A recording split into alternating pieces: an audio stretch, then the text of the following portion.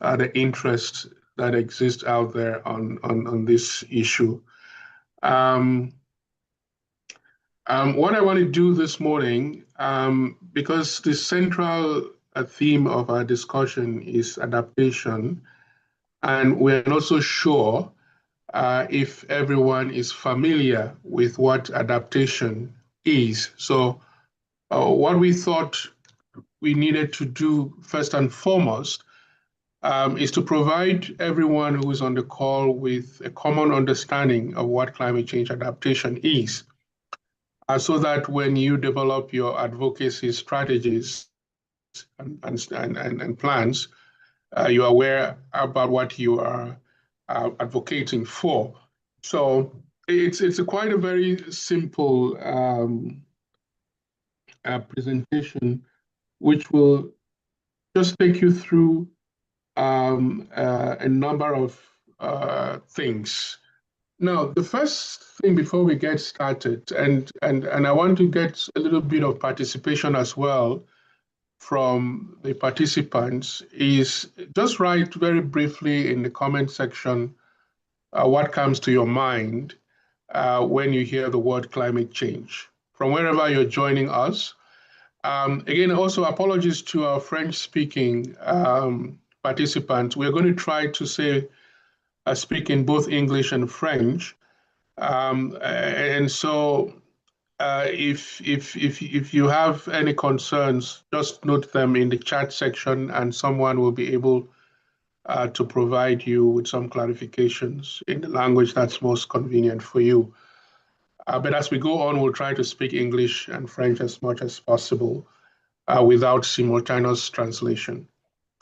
So I was saying before we get started, what do you understand by climate change? I'm looking at the comments that are coming in from the participants, and I can see already in the comment section. Use the comment section, not the Q&A section.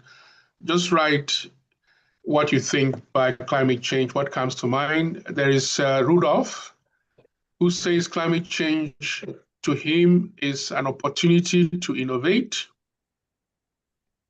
Thank you, Rudolph. Are there any others who just share in one word what comes to mind? Someone, that's Faith Teke, long-term planetary warming due to human activities, releasing greenhouse gases, causing rising sea levels, extreme weather, and biodiversity loss. That's Youth who's joining from Yaoundé. And I think we have a sense of what climate change is from those two answers.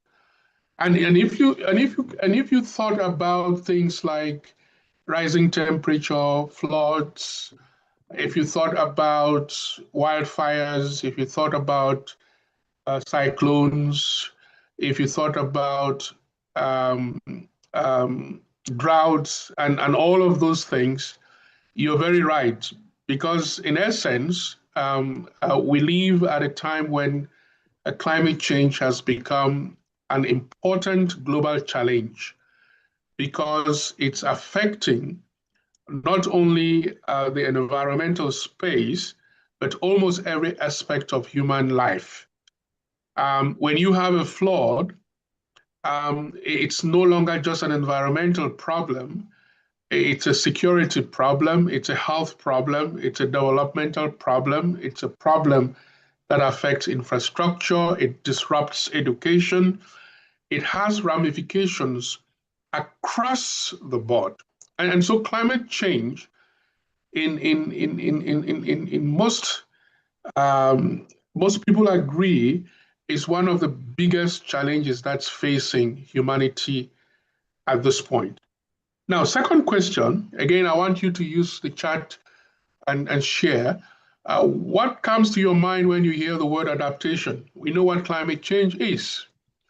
What comes to mind when you hear the word adaptation? Can I see one or two answers in the chat section? Just write one word or two. What's adaptation? Anyone? Sasa says smart use of agriculture. Sangu says coping with existing conditions. Siri says adjusting. Adjusting to new conditions, that's Mike. Joshua says climate resilience. Same with a few more people. Someone mentioned agroforestry. Yes, you're right. So in the room, we have a fair sense of what adaptation is. The truth is that climate change is not a distant issue anymore. A few years ago, we used to talk about climate change in the future tense. The problem is that climate change is now with us and that we are already experiencing the impacts of climate change, especially on the African continent. We're seeing crop failures because of unpredictable rain. We're seeing communities that are losing their households because of rising sea levels. We're seeing farmers losing their livestock. Those who are joining from East Africa have the experience of the recent East African droughts. The worst droughts they have experienced in 40 years that led to massive loss in livestock. So the impacts of climate change are real, and our communities are facing them. And so when we have this conversation and wonder why adaptation really matters, it is because we are living these experiences, but also we are not just fighting to respond to climate change, we are actually fighting to survive. Because for most communities, it has become a matter of life and death. Their livelihoods, their ability to be productive, and their ability to lead normal lives with dignity has been compromised by the impact of climate change. So it's really a question of survival. But it's also, as I mentioned, a question of, of life and death. There are people who are actually losing their lives as a result of climate change. And so trying to live with these conditions becomes imperative for the African continent. And so the purpose of this lecture, this opening lecture, is very simple. We want to really see what adaptation means, as I mentioned at the beginning, and why it matters, which is a conversation we have already started, but more importantly, how young people can shape it. So let's start right away by looking at the context of climate change adaptation on the continent of Africa. Salam is going to get into the finance bit of it, and I'm not going to get into that. I'm just going to look at how adaptation plays out on the continent. The first thing we want to note is that climate change is the result of the accumulation of greenhouse gases in the atmosphere, most of it from the burning of fossil fuels that has led to global warming. And when you have global warming, which is that the average temperature of the planet increases, that causes a cascade of other events across the weather system. The rains start behaving differently, cyclones start behaving differently. And as a result of that, you have a situation in which the entire climate system shifts from a predictable norm to a new norm, or in our current case, we have seen that the climate system is perpetually changing and moving in a new direction. And because greenhouse gas emissions are really the reason why we're having this situation, it's important to note what Africa is contributing to that problem. And what we know so far is that Africa only contributes about 4% of global greenhouse gases, which means that Africa's responsibility for climate change is really negligible. But there is an irony in that while it is very negligible in terms of its contribution to climate change, the continent is, for a number of reasons, one of the regions that is most affected by climate change. There's evidence, for example, that the continent is warming quicker than the rest of the world, which means that even if we successfully addressed the issue of climate change, or say we met the Paris Agreement target of limiting global warming at 2 degrees Celsius, most parts of Africa would be warming at above 2 degrees Celsius, above the global average. And that's a big problem, which means that Africa is going to deal with the impact of climate change a little more severely and a little more longer than the rest of the world. The other reason that the continent is most affected by climate change is the fact that the impact of climate change are dependent on what we refer to as vulnerabilities. The continents or regions that are more vulnerable suffer higher impacts of climate change. That's a simple way to look at it. So if you're very vulnerable, it means that your predisposition to suffer the impact of climate change are higher than those who are less vulnerable. And again, there are a number of factors for that. The first one is that Africa is located in a part of the globe where we expect to have a lot of extreme weather events just by its geographical location. But there are also structural and social issues around poverty, which limit the ability of the continent or which exposes the continent to more harm from climate change. The third thing is that while the continent is so vulnerable, unfortunately, it also lacks the capacity to deal with the crisis. And the factors that drive that are a number of, include poverty, for example. When you are poor, you're less capable of responding to a flood than someone who has the resources to respond. But there are also institutional issues that we don't have systems in place to quickly respond when we are dealing with an extreme weather events like, for example, disaster risk management systems, or we don't have access to the quality and quantity of information that we need to be able to take action. With all of these, adaptation therefore becomes a top priority for the continent. And we have seen that reflected not only in the science and the analysis of the situation of the continent, but also at a very political level, that everyone now realizes and understands that adaptation should and must be a priority issue for the continent. And so if adaptation is a priority issue for the continent, what exactly is climate change adaptation? I think some of the responses that we got in the comment came close to telling us what that is.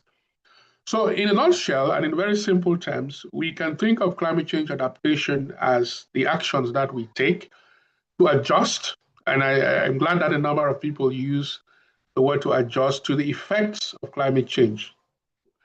So whatever we do to deal with the effect of climate change, note that adaptation actually deals with the effects of climate change. It doesn't address climate change itself. We're going to see differentiate that very shortly. But adaptation actually bothers itself with the impacts or the effects of climate change. So adaptation are actions that we undertake to deal with the consequences of issues like droughts, floods, heavy rain, cyclones, sea level rise, and so on and so forth. The second thing about adaptation is that adaptation deals with the problems that are already being experienced, but also tends to look at problems that we expect to happen in the future. So if we know, for example, that a part of the continent is going to get warmer, it's going to get hotter, it's going to get drier, we can start taking actions now to deal with the consequences of living in a hotter world in the future. So that's adaptation that is looking into the future, and that kind of adaptation is often referred to as anticipatory adaptation, while the adaptation that deals with the problems that we are currently facing could be referred to and is often referred to as reactive or reactionary adaptation, because you are reacting to an event that has already occurred. And the main reason of all these adaptation actions is both to reduce the harm. So you want to minimize the harm that these issues cause as much as possible. But more importantly, and I'm glad someone did mention that in the comment, you also want to take advantage of new opportunities. So adaptation is both about reducing harm, but also often about taking advantage of new opportunities that may arise. So that is where innovation, youth innovation, might come in, for example. How do you take advantage of the problem that you have to create new solutions for society and for mankind? It could be, we have seen, for example, opportunities in research where we are now developing new types of seed because we need to adapt. So while it's responding at the same time to minimizing the impact of climate change on agriculture, it's also creating an opportunity for us to be innovative. It is always important, for the purpose of clarity, that we differentiate between adaptation and mitigation, because you're going to be hearing these terms almost side by side. And the simple definition is that what we have described about adaptation is that it's focused on the impacts that are already here or that we know are coming. So adaptation is focused on the impact. However, mitigation solves the problem, the underlying problem of climate change, which is that of reducing greenhouse gas emissions, so that we can slow down global warming, and consequently, the climate system could readjust itself and become a little more stable again, so that it becomes more conducive for human life. So that's the main difference between the two. So a mitigation action, for example, let's take a good example, for example. If you have a village that is flooded, for example, let's say you're living in a village that is flooded, and the flood comes every year because of rising rainfall, high numbers of rainfall. That community can undertake a number of actions. Some of those actions will be mitigation actions, and some of those actions will be adaptation actions. So a good example of a mitigation action would be to build drainage, no, to plant trees, to plant more trees to try to reduce greenhouse gas emissions. It could be to reduce the use of fossil fuels, hoping that that will make an impact on global emissions.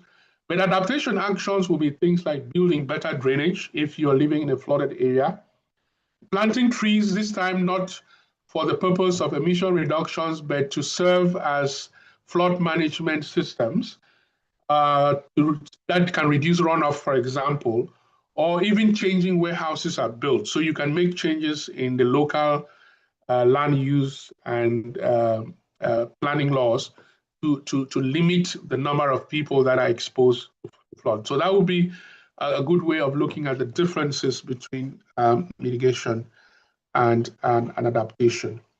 So we started discussing and explaining why adaptation matters. And this is where I think we want to pay attention, because most of the times the question will be asked, why are you making adaptation a priority and not mitigation?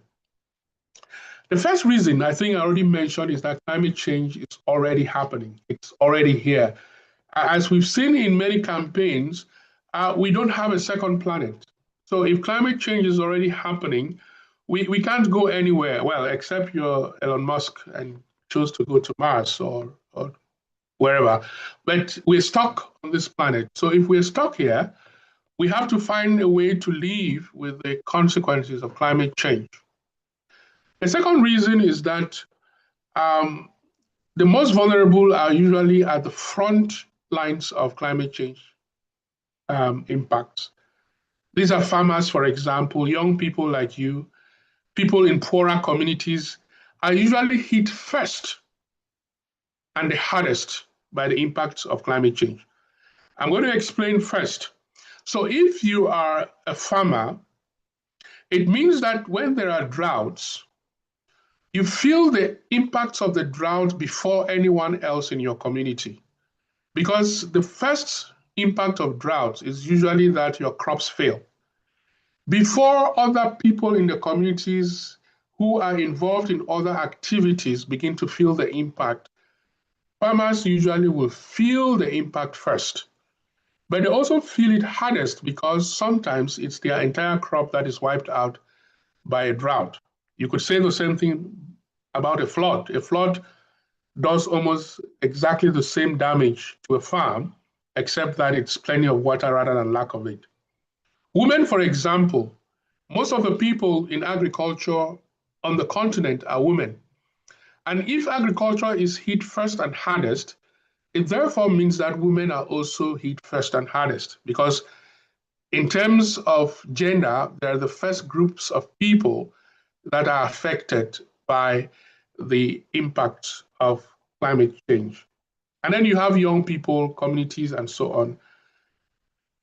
And as we pointed out, the unfortunate thing is that these people who are hit first and hardest are also those who are least responsible for climate change. And what we say, therefore, and perhaps the most important reason is that without adaptation, development is at risk, which means that schools, hospitals, crops, roads will all suffer. Climate risk can wipe out decades of progress overnight. So you can have a community that has done so well in developing its agricultural system, securing food security, but all of that is wiped up overnight just after one serious cyclone, like we've seen in countries like Malawi and Tanzania that have suffered significant losses as a result of extreme weather events. So adaptation really matters for these reasons and more. Now, in real life, what does adaptation look like? I think we're already getting a sense of what adaptation looks like in real life. The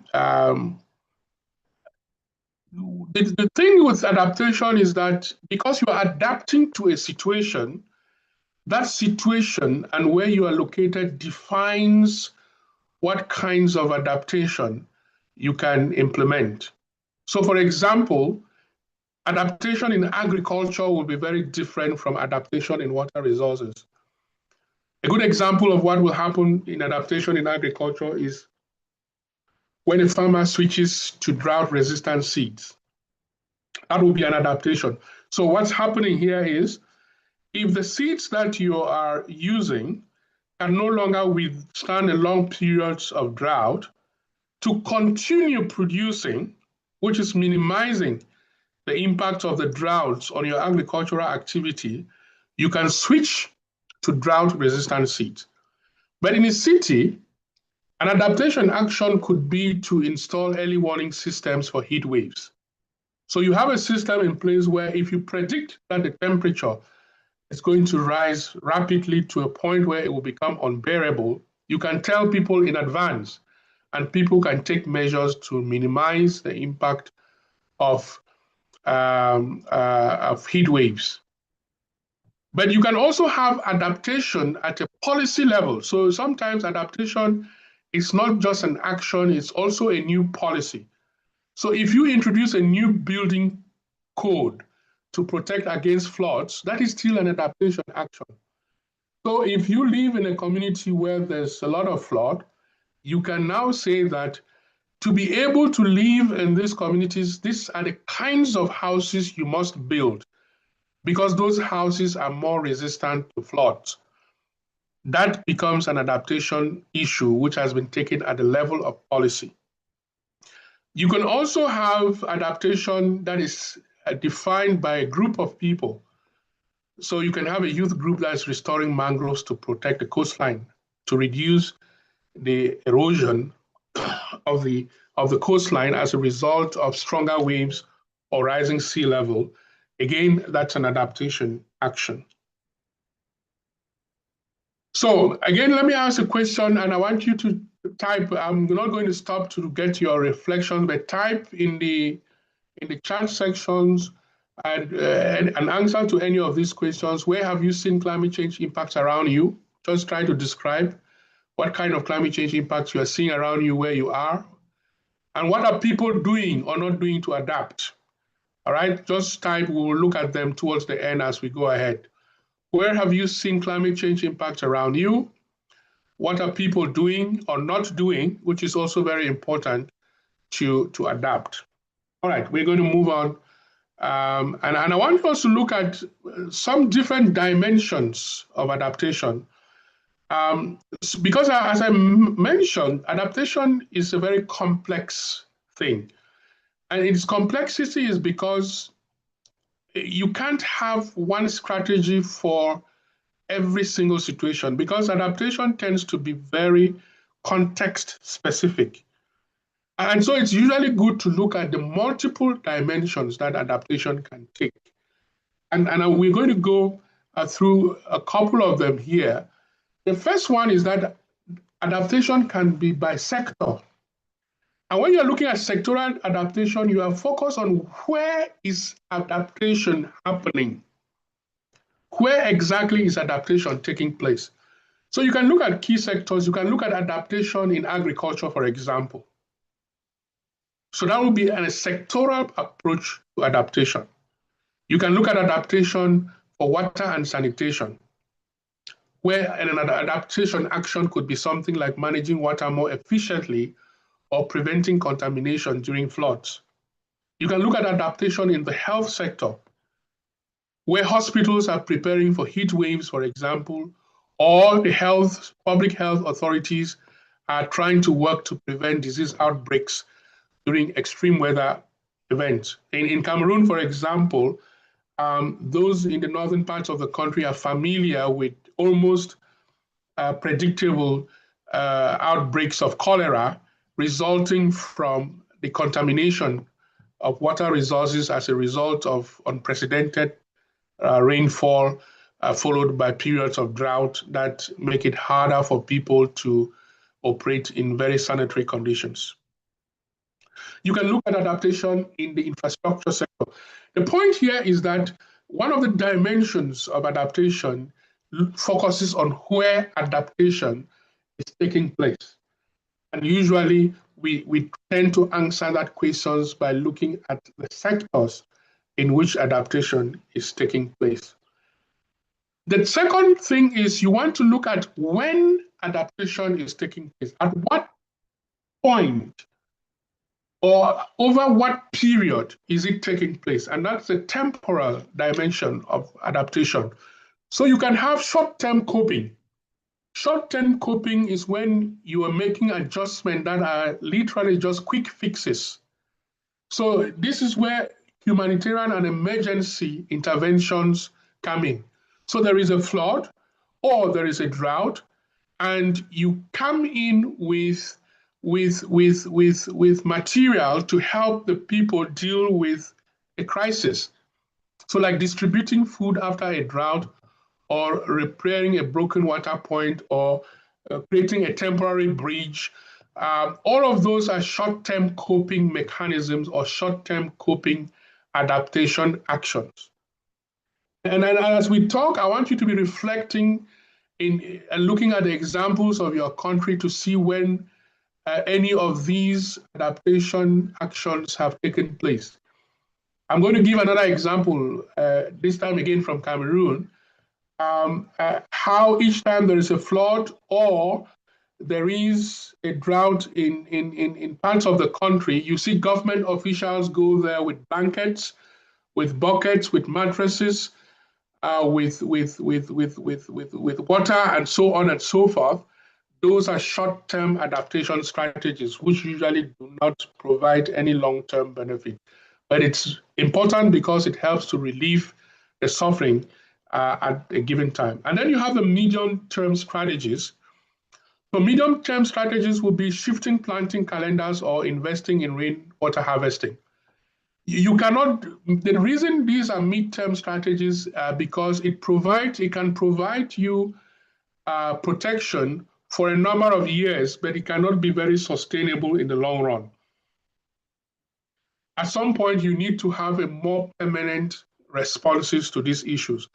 But if you have farmers who are dealing with shifts in the season, in the seasons, the arrival and departure of rains, and they choose to change their planting calendar, after about 5 years, they may find themselves still changing their planting calendars, which means that it's quite a medium-term strategy that doesn't have long-lasting um, impacts.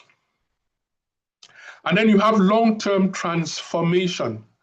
And this is where most of the actions that the governments are supposed to be taking should happen, where you have, for example, completely changing policies around, say, the use of water, which provides now for a more long-term. So instead of having a short-term or medium-term strategy around rain harvesting, you have a national water policy that ensures that there is sustainable and management of water resources throughout the country.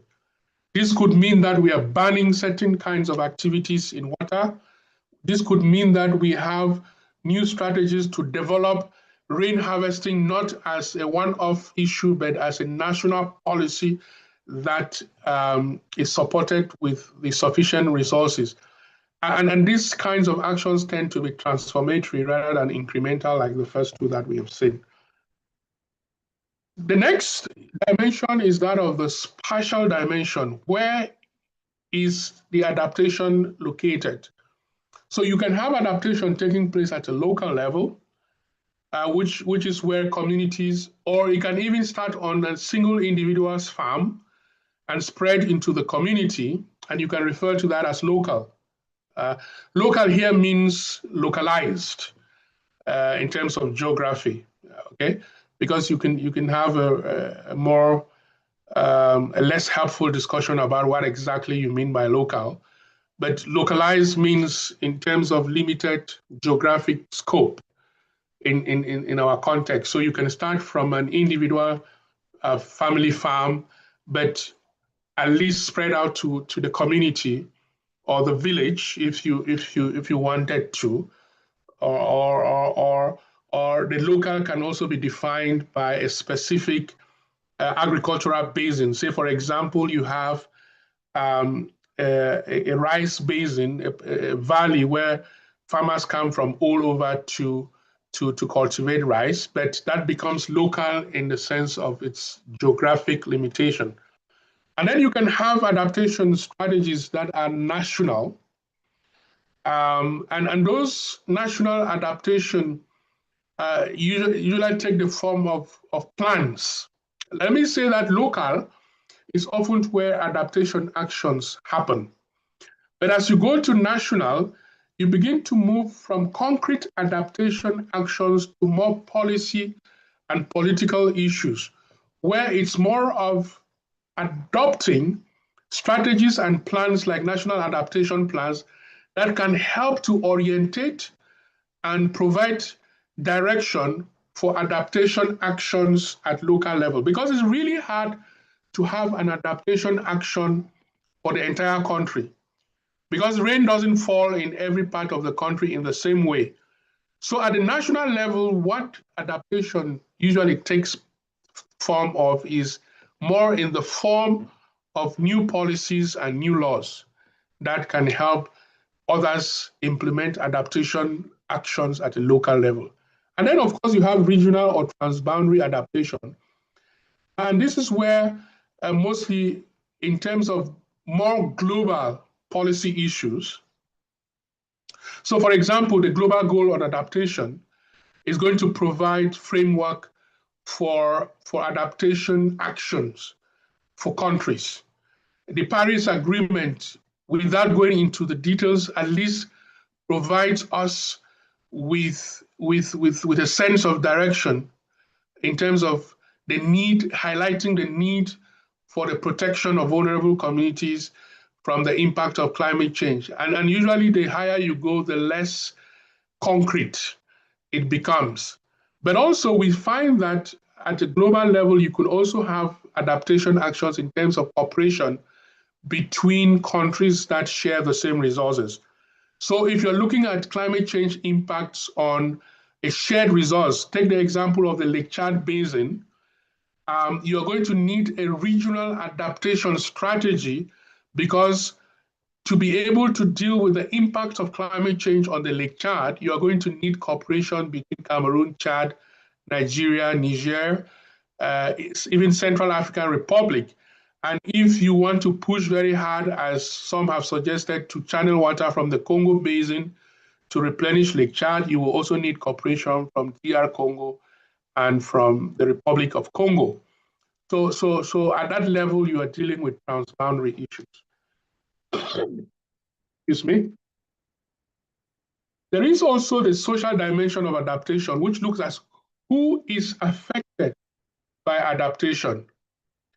And this is where, when you're designing your adaptation actions, you want to ask the question. We've already established that women are usually among the most vulnerable, and we can see example that food insecurity, for example, or water collection burdens will affect women and girls more. So adaptation actions in terms of who is affected, but also who benefits in this case, will want to target this group first. You can also see the fact that young people, like most of us on this call, often lack decision-making power, even though they are most acting in the long term. So adaptation action will now need to integrate youth voices and youth participation. Another example of who is affected will be people with disabilities, elderly person, and indigenous groups, and so on and so forth in different ways. And finally, there is the institutional dimension, which I already discussed in passing, which is who governs adaptation. And here we're looking at the policies. Who is dealing with the policy? Who is producing the policies? What is the presentation? What policies exist? So you have, for example, national adaptation plans. You can have climate smart agricultural frameworks. In some countries, you can have building codes. A collection of all these policy issues that are aimed to enhance adaptation form part of the governance of adaptation. But there's also the financing of adaptation. Where is the money coming from and who controls it? And I think this is where your advocacy is going to focus. By the time Salem does his presentation, you will understand why this financing component is very important. And then there's also the final issue of coordination between ministries, between countries, and with civil society and communities. It's not only coordination, but it's also participation and voice and agency. So in summary, what we've said is that you need to look at adaptation in terms of the sectors, in terms of the timeframes, in terms of the spatial issues, the spaces and the places, but also in terms of the social groups that are affected and in terms of how adaptation is governed. I'm starting to round off. This is going to be a little long because this is the core presentation to prepare us for the work that is ahead. So allow me to look at the different approaches to adaptation. Who does it? What kind of solutions exist? Let me start with the real foundation. To say that adaptation can either be autonomous or it can be planned. Autonomous means that it happens naturally or spontaneously without being part of a formal plan. So think of a situation in which you have a flood and you don't need to wait for some government official or some NGO to help you deal with the flood. You take action on your own to deal with the flood. So that's autonomous. It's autonomous in the sense that it's automatic, but autonomous in the sense that it's led by those who are undertaking it without external influence. The advantage of autonomous adaptation is that it's usually very fast because it's rapid response, but it's also rooted in local knowledge. So people are counting on what they already know, how they have behaved in the past to be able to deal with the impact of climate change. The bad thing is that it's usually reactive. It only happens when the disaster has already happened because there's no planning. People are not looking forward. And it's usually undertaken by individuals or communities. And then there is the planned adaptation, which is more deliberate, and it's usually part of policies, programs, and development projects. These are the kinds of adaptation actions that NGOs or government agencies like the Ministry of Agriculture or the Ministry of Public Works or the Ministry of Housing goes out to conduct. They are project type adaptation initiative or program type adaptation initiatives. Usually they're larger in scale and more sustainable, but they also take long to implement. So if you are dealing with a drought, by the time the project is developed and approved and the funds are secured and the implementation begins, you must have gone 2 years into the drought. So they take too long to implement. But the good thing is that they're usually anticipatory. They can be anticipatory. You can think well in advance to know that we are going to be dealing with failed crops in 2030 and already start the process of developing responses now. And usually this is a little more coordinated in that it's government, NGOs, and development agencies that undertake this kind of adaptation. This is also what we refer to as ecosystem-based adaptation, or what some would refer to simply as nature-based solutions. So a good example of a nature-based solution, the idea here is that you are using nature to help you adapt. You are not going outside of nature. You're just trying to see how can you reinforce the natural defense mechanisms that already exist to help you improve your adaptation, rather than relying on technology or artificial input. So a good example would be restoring mangroves, for example, or planting trees to reduce urban heat. Instead of doing air conditioning, you choose to plant trees, protecting wetlands to absorb floodwaters during heat, heavy rains, instead of building drainage. You instead allow, so for those who are familiar with the city of Yaoundé, for example, all of the dead lakes in Yaoundé, all of the dead lakes that are across the city of Yaoundé, a nature-based or ecosystem-based adaptation strategy would be to allow those lakes to form, to serve in managing the floods that the city experiences every year, except that it's not the case at this point. Sorry, I'm using examples I'm familiar with if I refer to Cameroon a little more often than any other part of the continent. There is also what we would call community-based adaptation, which is adaptation that puts communities, especially the most vulnerable, at the center of designing and implementing adaptation.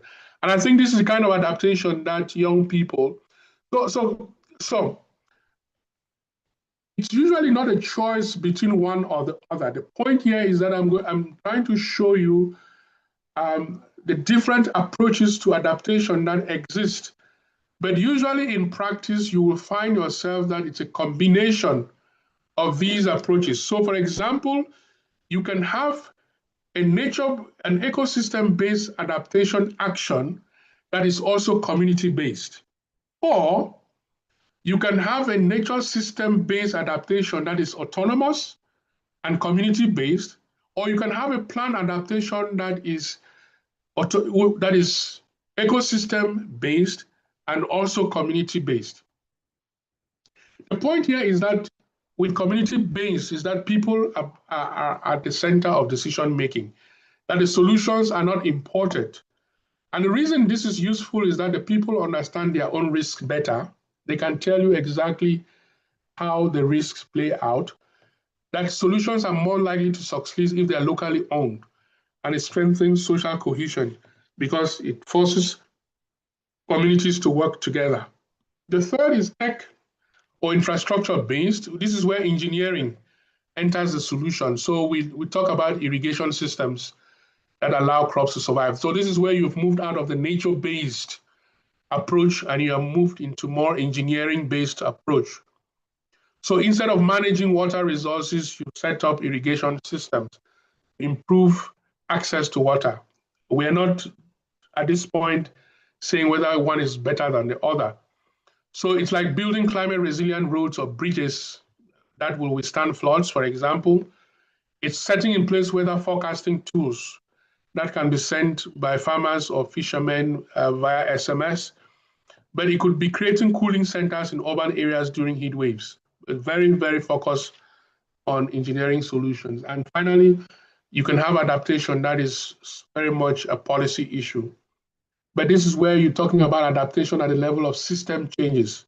This is the big picture level of what is allowed to happen within the space that is that needs adaptation.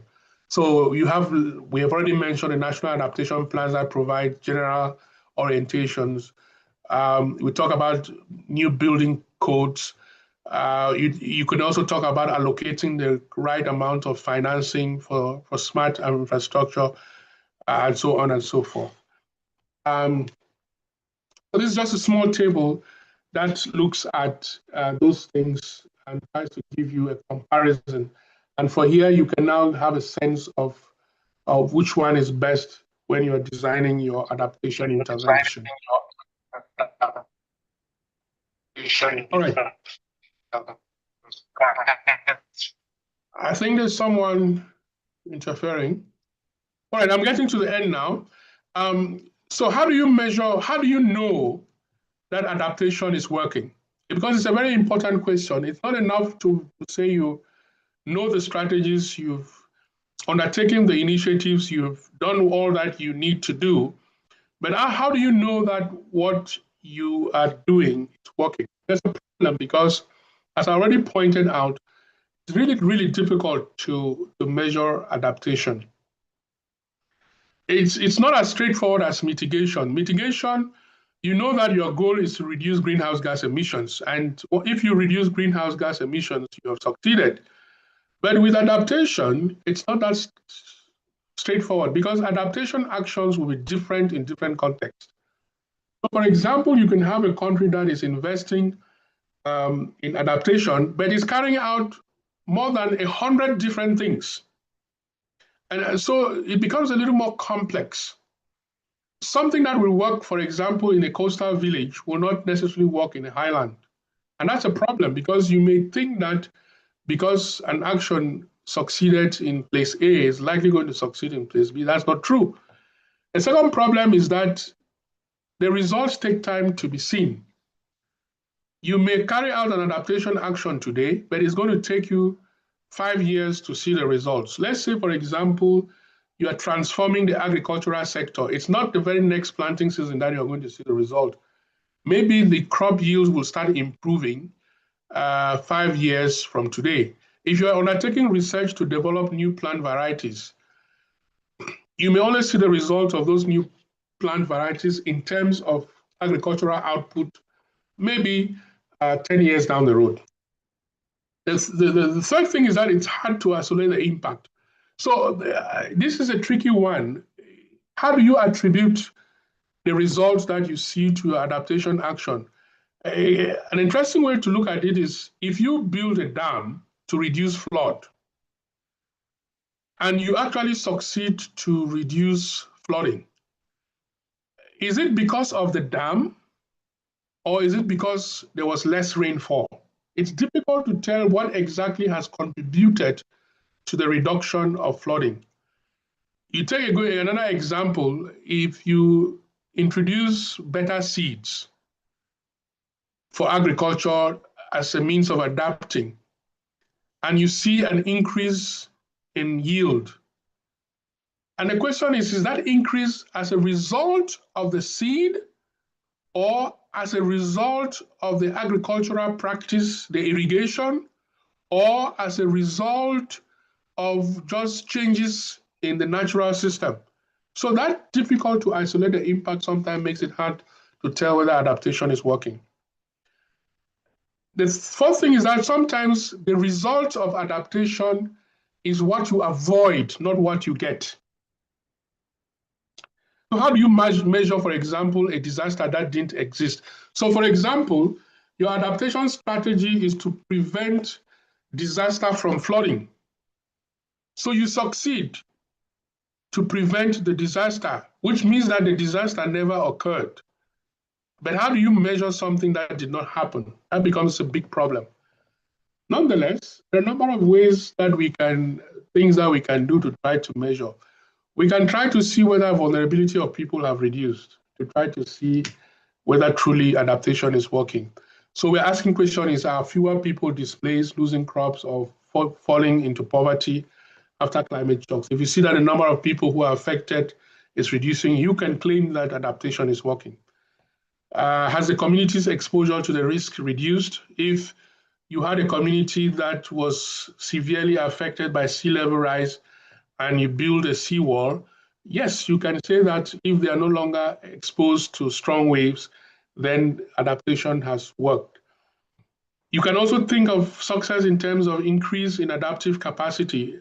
Adaptive capacity are the resources that you have to be able to deal with the problem. It could be resources in terms of technology, finance, information and knowledge, institutional arrangements, everything that helps you to be able to deal with climatic shocks. That will be your adaptive capacity. If there's an increase in that, then you're fine. But there's ultimately, if there's resilience in the system, that is, the system can easily bounce back from shocks. So if the community can continue to thrive in spite of the droughts, in spite of the rain, because we have in place system that allows us to quickly bounce back from the disaster, then you can also say that you're succeeding.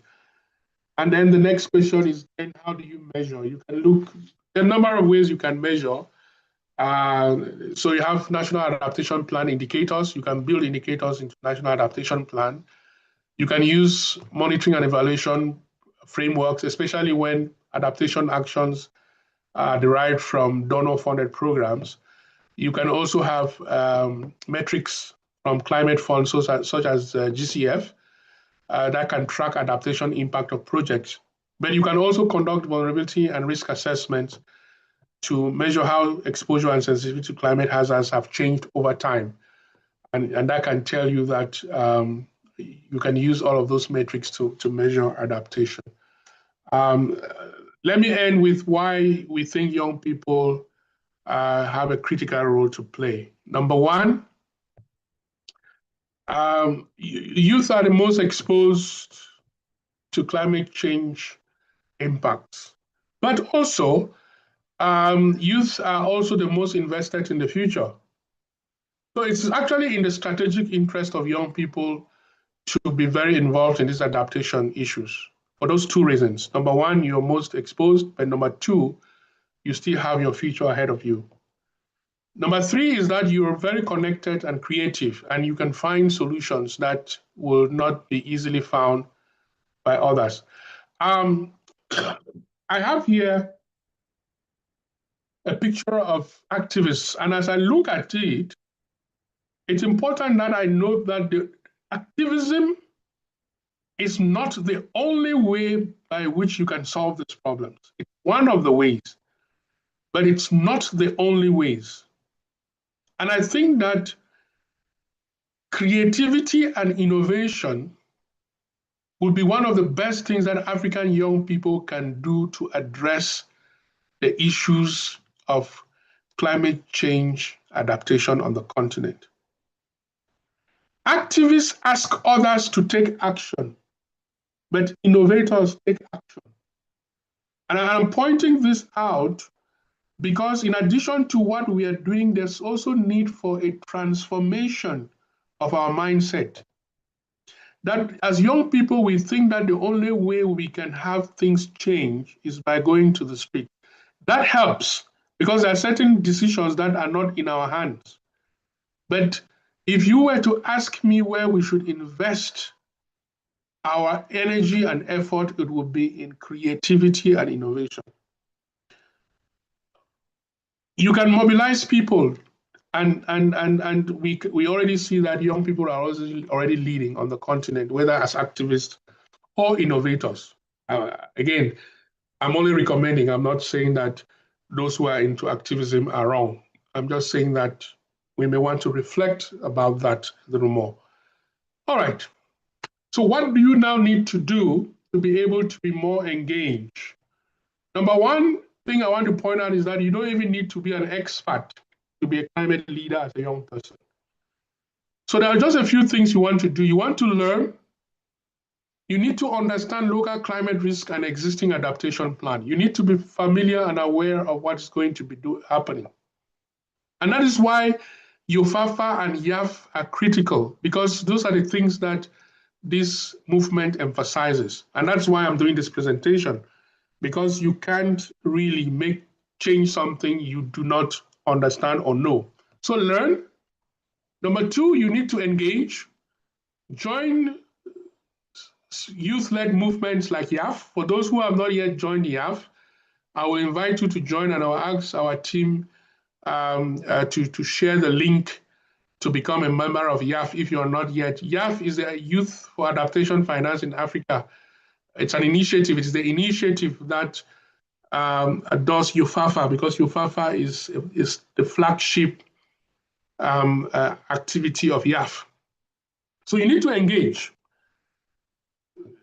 So join a local CSO, join movements like YAF that focus on climate resilience and adaptation issues. Number three, you need to innovate, which is what I have just said. Use technology, art, research, social media to drive awareness and provide solutions.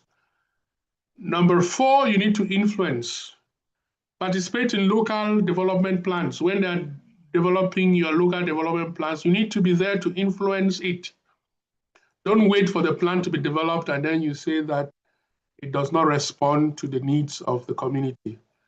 Get in your country's processes. And finally, you need to hold accountable. You need to demand transparency in how adaptation funds are used, for example, or you need to also help question the choices for adaptation that are taken either by the government or by other stakeholders.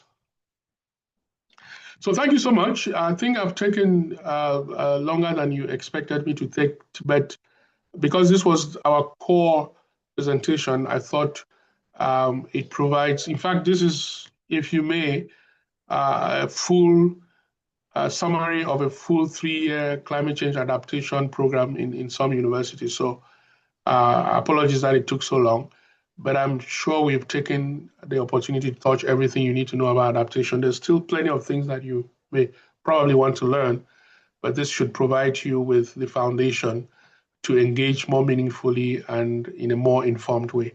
Let me hand back the microphone to our moderator, Afanyo. Thank you very much, Mr. Eugene, for this very insightful presentation and helping us unpack the key concepts of adaptation and also understand the difference between the distinction between adaptation and mitigation, and also why it's very important that adaptation is at the center of Africa's climate action. Colleagues, ladies and gentlemen, as we have seen, this is not an isolated issue, the climate crisis. I'm just going through the comments and I am seeing everybody sharing their own experiences with the climate crisis, the heat waves in Uganda, floods in Cameroon, water scarcity in Bamenda, Limbe, Zimbabwe, faces droughts and cyclones, that is from Sandra, and so on. So this shows us that it is very important for us to carry this adaptation advocacy very seriously on the continent, because it is the core, it's our priority as an African continent. This, what we've just experienced, is just a snippet of what YAF and YOFAFA is all about. So it will be very, very important for us to engage even beyond this forum. Colleagues, ladies and gentlemen, we are privileged to have the Executive Director of the Pan-African Climate Justice Alliance, Dr. Mithika Mwenda, and we'll really be glad if he can give us some remarks. Dr. Mithika, the floor is yours. Thank you. Yes, thank you, Afanyu, and thank you all participants, and thank you for organizing this very, very important conversation. Unfortunately, I was to provide some opening remarks, but somehow something happened, and it is very, very actually strategic and a coincidence that I have listened to Eugene making his presentation. And now I'm not going to read just a normal statement because that is not necessary. I would be comfortable to provide, really build on what Eugene has said, because he has set, the context with which we need to work. And as part of this discussion, I want again to mention that this is not just a discussion, this is not an event. It is that part of that continuous conversation we have across sectors, across generations, and across sectoral thematic groups, because we need conversation with each other. What is the role of the young people in tackling the climate crisis?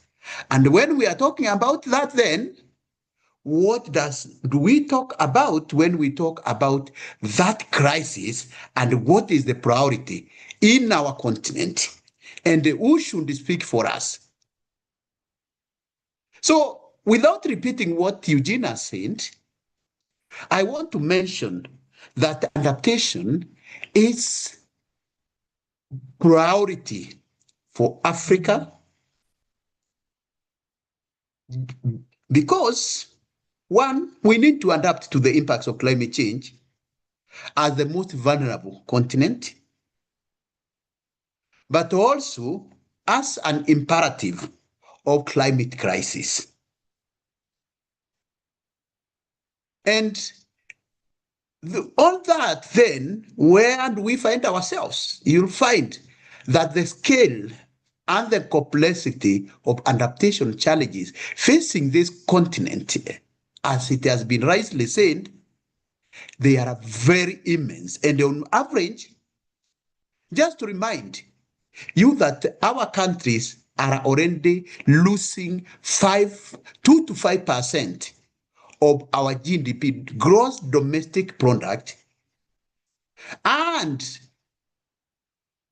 to add into this, many are diverting up to 9% of their budgets responding to climate extremes. What does this tell you? You and your budget and your priorities based on your national development blueprint. Each country, our continental development blueprint is Agenda 2063. Our global one, which actually is even more popular than the African one, is Agenda 2030. And each country, consistent with that Agenda 2030, each country has its own national blueprint. So you look into that. So you have that, as Eugene was saying, medium-term development plans, and then short-term development plan, and then long-term. And so the Agenda 2030 is long-term, but each country has medium and short-term. So when you have those short-term, you realize that you make very good plans for the year. But all of a sudden, a drought appears and wipes the livestock of pastoralist people. I just want to give you, these are just very vivid examples, what we experience in Africa. If it is not these droughts, then we have floods, unpredictable. Then many people are displaced, many die, unfortunately. Roads are swept away. So we need now that money which needed to go to build roads, for instance, for water, for health is diverted to address this emergency. That's why we are saying now we are using that money is diverted to address really climate extremes. In Africa, the cost of adaptation is now, many studies have shown it is estimated to be between $30 to 50 billion annually. And this will go into the next decade, or 2 to 3% of our gross domestic product. So it is so forth. And when you look at the reports of IPCC, it particularly exposes the effect of climate instability, and they are disproportionately employed in the sector which we actually rely on, which are climate exposed. You realize that 55 to 62 of the sub-Saharan Africa workforce is employed in the agricultural sector, which is really affected by these extremes. And more importantly, 95% of cropland is rain-fed. So we rely on rain-fed in a situation where, you know, the rainfall has become erratic that you cannot predict it. So you plant crops, then all of a sudden the rain disappears. So that's why we need to adapt. What are these adaptation strategies which we have? And so, ladies and gentlemen, I think it is important that we look into what really we need to do. You realize that while this continent faces these immense and complex challenges on adaptation, as I've mentioned, of course, with these countries experiencing GDP losses, budget diversions, high vulnerability, and high disproportionate reliance on these sectors, like water, this agriculture. These are again compounded by major demographic changes which we are seeing, and that's why we are quite asperger. Through it, there's many initiatives like now this what we are doing with your YAF and YOFAFA and Nairobi Summer School on Climate Justice. We are really prioritizing really this demography, the young people, because they hold that future. Our demography in Africa, actually, young people are between 70% of our population is 35 years and below. What does that tell you on our demography? Yet they are not involved and included in the decisions we make. So we need really, that's the most important thing. But of course, now we have the scarcity of international climate finance. We have limited domestic mobilization capacities. There is a high risk then of maladaptation or unjust adaptation. And this is very important once again. And this underscores the urgent need for, we need, as Eugene has said, to be creative. We need creative financing. We need innovative financing. We need financing which is new and which is people owned and actually particularly driven by young people and at very local level. So what I wanted to mention, I don't want to take a lot of time because I really don't want to mask what Eugene said. I want to mention and emphasize that the conventional resilience approaches have fallen short of what really is the issue of adaptation. And more or less, the concept can be, and there has been co-opted, and you have heard about something called, greenwashing. There we are now increasingly experiencing what we call resilience washing. We are just talking about, anyone can talk about resilience. So what is it? So this masks systemic issues and shifting the burden onto individuals and the communities at the front line of climate crisis, particularly women, young people, people living with disabilities, indigenous communities. This then maintain the status quo rather than driving necessary deep systemic changes which we need. And we believe that the youth voice in this regard is very important. So the business as usual idea of merely bouncing back when we have floods, when we have droughts, may not be desirable for those facing discrimination like young people, that it is not just normal, just enough to involve or just ticking the box about young people. We need them to be drivers of the change which we need. We need them to be change makers. And we have seen this. And so, one of the things which, as PAGJA, we are going to, in this conversation, handing to the Africa Climate Summit then, is we want to really, the young people, we are developing an African just resilient framework. And we want young people to be champions of this, just resilient, by explicitly cementing intergenerational and interspecies equity, prioritizing locally led, youth-led initiatives. And we have an initiative actually which powers that Climate Justice Impact Fund for Africa, which actually we have started granting some young people. Like now we get good ideas within YOFAFA, within the YAF. There is a possibility. It's not actually about talking. It's really giving and ensuring we catalyze the ideas which we have. So then also centering what we are calling care. We want the goal of bouncing forward, not bouncing back. It's really bouncing forward to systemic shift that lead to genuine positive transformation rather than perpetuating the state. We need to dismantle the status quo.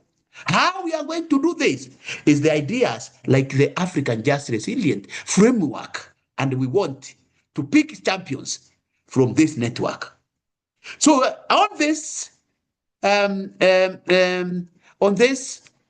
framework, it will have elements to guide policymakers and practitioners on the towards interventions that ensure and prioritize vulnerable populations like young people, promote your social equity, foster durable resilience by addressing the root causes of vulnerability. I don't want to labor what Eugenia said, ensuring that benefits are shared fairly and advocating for Africa relevant policies, financing mechanisms, and complementary tools which we are going to drive. So ladies and gentlemen, I think you will allow me to stop there because this is not my meeting. It's a meeting for young people. Ours is really to give you motivation. Let us look at what really works for Africa and the African narratives and Africa solutions, like the framework which we are going to share with you in due course. Thank you again for really inviting me to speak in this very important conversation. Thank you very much, Dr. Mithika. Thank you for hosting the youths on this forum. Colleagues, ladies and gentlemen, we've gone through the key concepts of adaptation, and we've gotten the core of it. Now we want to know, where is the money? How does adaptation flow?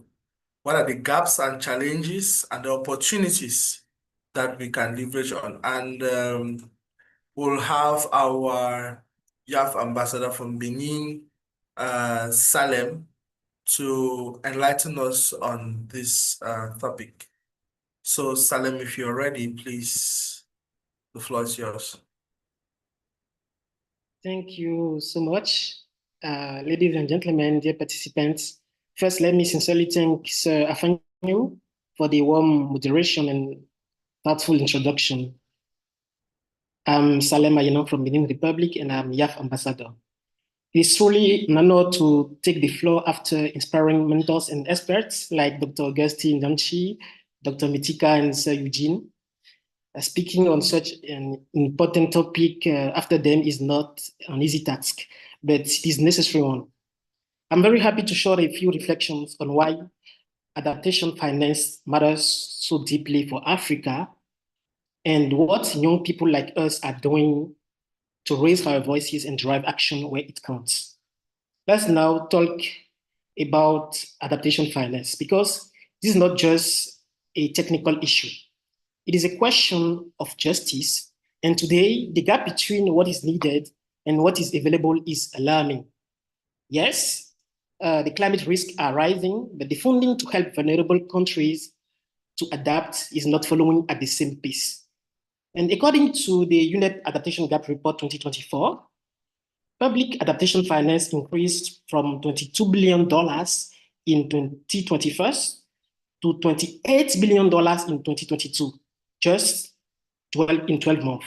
That looks like progress, but in reality, it covers only 5% of what is needed globally. Even more striking, the 2023 UNEP report updated the figures and found that developing countries alone need between $215 and $387 billion annually just to implement foundational adaptation measures. So we are not even talking about luxury or long-term transformation, just the basics. And what is available today only covers about 10 to 20% of those minimum requirements. That means we are leaving billions of people at risk, not because solutions do not exist, but because money doesn't follow urgency. This is not just a financial gap, it is a justice gap. And as we are in Africa, particularly, we are paying the highest price, as all the mentors and experts have just said during when they were speaking. Although we emit the least, we are hit to the hardest. And according to Climate Policy Initiative and the Global Center on Adaptation, Africa needs about $52.7 billion per year from 2020 to 2035. That's roughly 2.5% of our GDP, just to cope with climate impacts. Yet, current fundings flow to sub-Saharan Africa range between 53 and $106 billion total from 21 to 2035. Compare that to 579 billion to we actually need by 2030. That is a huge shortfall, and it reflects global imbalance in priorities. Now, ladies and gentlemen, let us be honest. Part of the problem is that only about 1/3 of adaptation needs fall into areas that attract private investments, such as infrastructure or technology. The rest, like protecting ecosystems, improving early warning systems, or strengthening public health, are considered non-commercial. So without public and concessional financing, these sectors are chronically underfunded. And even worse, in many African countries, there is a lack of complete or reliable financial data. That means we may be underestimating our needs on paper, while communities suffer in silence. So the problem is not just the money, it is the system, and the consequences are very serious. This underinvestment threatens food security, livelihoods, public health, and even economic stability. And here is a reality check. Even if we double current adaptation finance, we would only reduce the gap by about 5%. That is not enough. That is not enough. So what must be done? We need more than promises. We need to massively increase the volume of adaptation finance, diversify funding sources, scale up public investments, and most importantly, empower local capacities to access and manage these funds. Because without that, the adaptation gap will only widen and the human cost will be unbearable. Then let us now take a closer look at the heart of the problem. Why does this adaptation finance gap continue to exist, even grow despite rising risk and urgent needs? What is blocking the flow of money that could save lives and protect our future? The truth is, the problem is not just about the numbers. It's about structures, the politics, and systems that are not working for the people who need them most. And according to UNEP Gap Report 2024, current funding still covers only 5% of actual adaptation needs. That's like offering someone a glass of water when they are in a burning house. Let's explore why this continues to happen. First, the needs. The system is too complex and fragmented. Imagine if you were sick and had to visit 5 different hospitals, fill out different forms in different language just to receive basic treatment. Can you please think about this situation? That's what many African countries face when they try to access adaptation funds. There are dozens of climate funds, some bilateral, some multilateral, each with its own rules, criteria, timelines, and paperwork. And UNEP in 2024 says this fragmentation wastes time, energy, and money. Many things get lost in bureaucracy before the project even begins. As a result, many important life-saving projects never see the light of day. Secondly, the system favors mitigation over adaptation. Why? Because mitigation projects like solar farms or electric buses are easier to measure. You can count exactly how many tons of greenhouse gas emissions are avoided. But with adaptation, like planting mangroves, building flood defenses, or training farmers, it's harder to put a price tag on lives protected or resilience gained. I know that the AAI, a partner of YAF, is working on something like that to let people know how to quantify the advantage and what we gain when we fund adaptation projects. So funders prefer the visible benefits of mitigation, and adaptation remain underfunded. It's like a hospital buying shiny new machines, but refusing to pay for nurses and preventive care. According to Climate Policy Investment in 2024, less than 20% of climate finance today goes to adaptation, despite Africa's enormous needs. Let us then move to another factor. And now we are going to talk about the political will, which is lacking. Developed countries promise in the Glasgow Climate Pact to double adaptation finance by 2025. But between 2021 and 2022, they only increased it by $6 billion, far from what is needed. That shows a gap between what is said and what is done. It is like promising to help rebuild someone's house after a fire, but then sending only a few bricks and no workers. This lack of urgency and commitment continues to delay meaningful progress. And fourth, we have the local capacity, which is too limited. Many African countries lack the climate economists, grant writers, or experienced negotiators to design bankable projects. And writing a successful funding proposal can be like writing a master thesis with technical language, risk calculation, legal framework, and cost-benefit projections. But if no one teaches you how to do it, how can you succeed? And according to UNEP again, without more technical training and institutional support, most countries won't even be able to absorb the finance when it finally arrives. And finally, the leadership framework is weak. Because when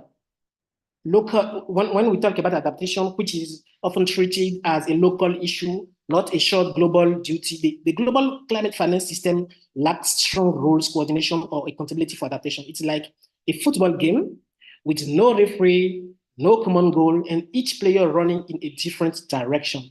And because of this, we have no clear global goal adaptation finance, no transparent tracking system, and fragmented responsibilities between donors, institutions, and recipients. And the result is confusion, inefficiency, and injustice. So let us be honest. The gap persists not because we don't know what to do, but because the system itself is not working for the most vulnerable. And unless we fix these barriers, fragmentation, mitigation bias, weak political and limited local capacity and poor governance, we will never close the gap, no matter how many pledges are made. Ladies and gentlemen, let us now talk about what is already being done, because yes, some efforts are going to finance adaptation both globally and regionally, but what are the mechanisms really? How do they work? Who it benefits, and are they enough? Let us break them down one by one so everyone understands. First, the Adaptation Fund. This fund was created under the Kyoto Protocol, and its mission is to directly support the most vulnerable communities in adapting to climate change. And since 2010, it has committed about 1.25 billion US dollar to more than 183 real on-the-ground projects, reaching nearly 46 million people worldwide. One of its biggest innovations is the direct access mechanism. What does that mean? It means that national institutions in Africa countries can directly apply for and manage the fund without going through an international agency. As of 2023, 155 projects have been approved with over 1.5 billion US dollar disbursed. This is a powerful tool because it builds national ownership and capacities. Second, the Green Climate Funds. This is the largest global fund dedicated to climate finance, and it was created under the UNFCCC with the goal of supporting both mitigation and adaptation. But here is the key. The GCF commits to spending at least 50% of its resources on adaptation, and with a focus on Africa, small island states, and least developed countries. By early 2023, the GCF had already approved 3.43 billion of US dollar for 104 adaptation projects, with an additional 1.2 billion added in 23 alone. So it is an institutional player, but access remains complex, especially for local actors who lack support to apply. Third, we have the Least Developed Countries Fund, LDCF. This fund is managed by the Global Environment Facility, GEF, and it specifically targets the poorest and the most vulnerable countries, those least responsible for climate change but most at risk. Along with the Special Climate Change Fund and the Pilot Program for Climate Resilience of the World Bank, these three mechanisms have together mobilized more than 8.2 billion US dollar for adaptation between 2023 and 2023. Their priority areas are agriculture, water, disaster risk reduction, and nature-based solutions, all key for Africa's resilience. Now, let us talk about a newer concept, the global goal on adaptation. And I should say that this idea gained momentum after COP26 and is now being shaped by international community. And what is GGA, the Global Goal on Adaptation, about? It aims to set a clear, measurable global target for adaptation, just like we have for emissions reduction. And according to UNEP, this could mean defining indicators for resilience, climate risk reduction, and funding needs. Countries are working to align this goal with their submissions to COP29 in Baku to push for stronger commitment and clearer accountability.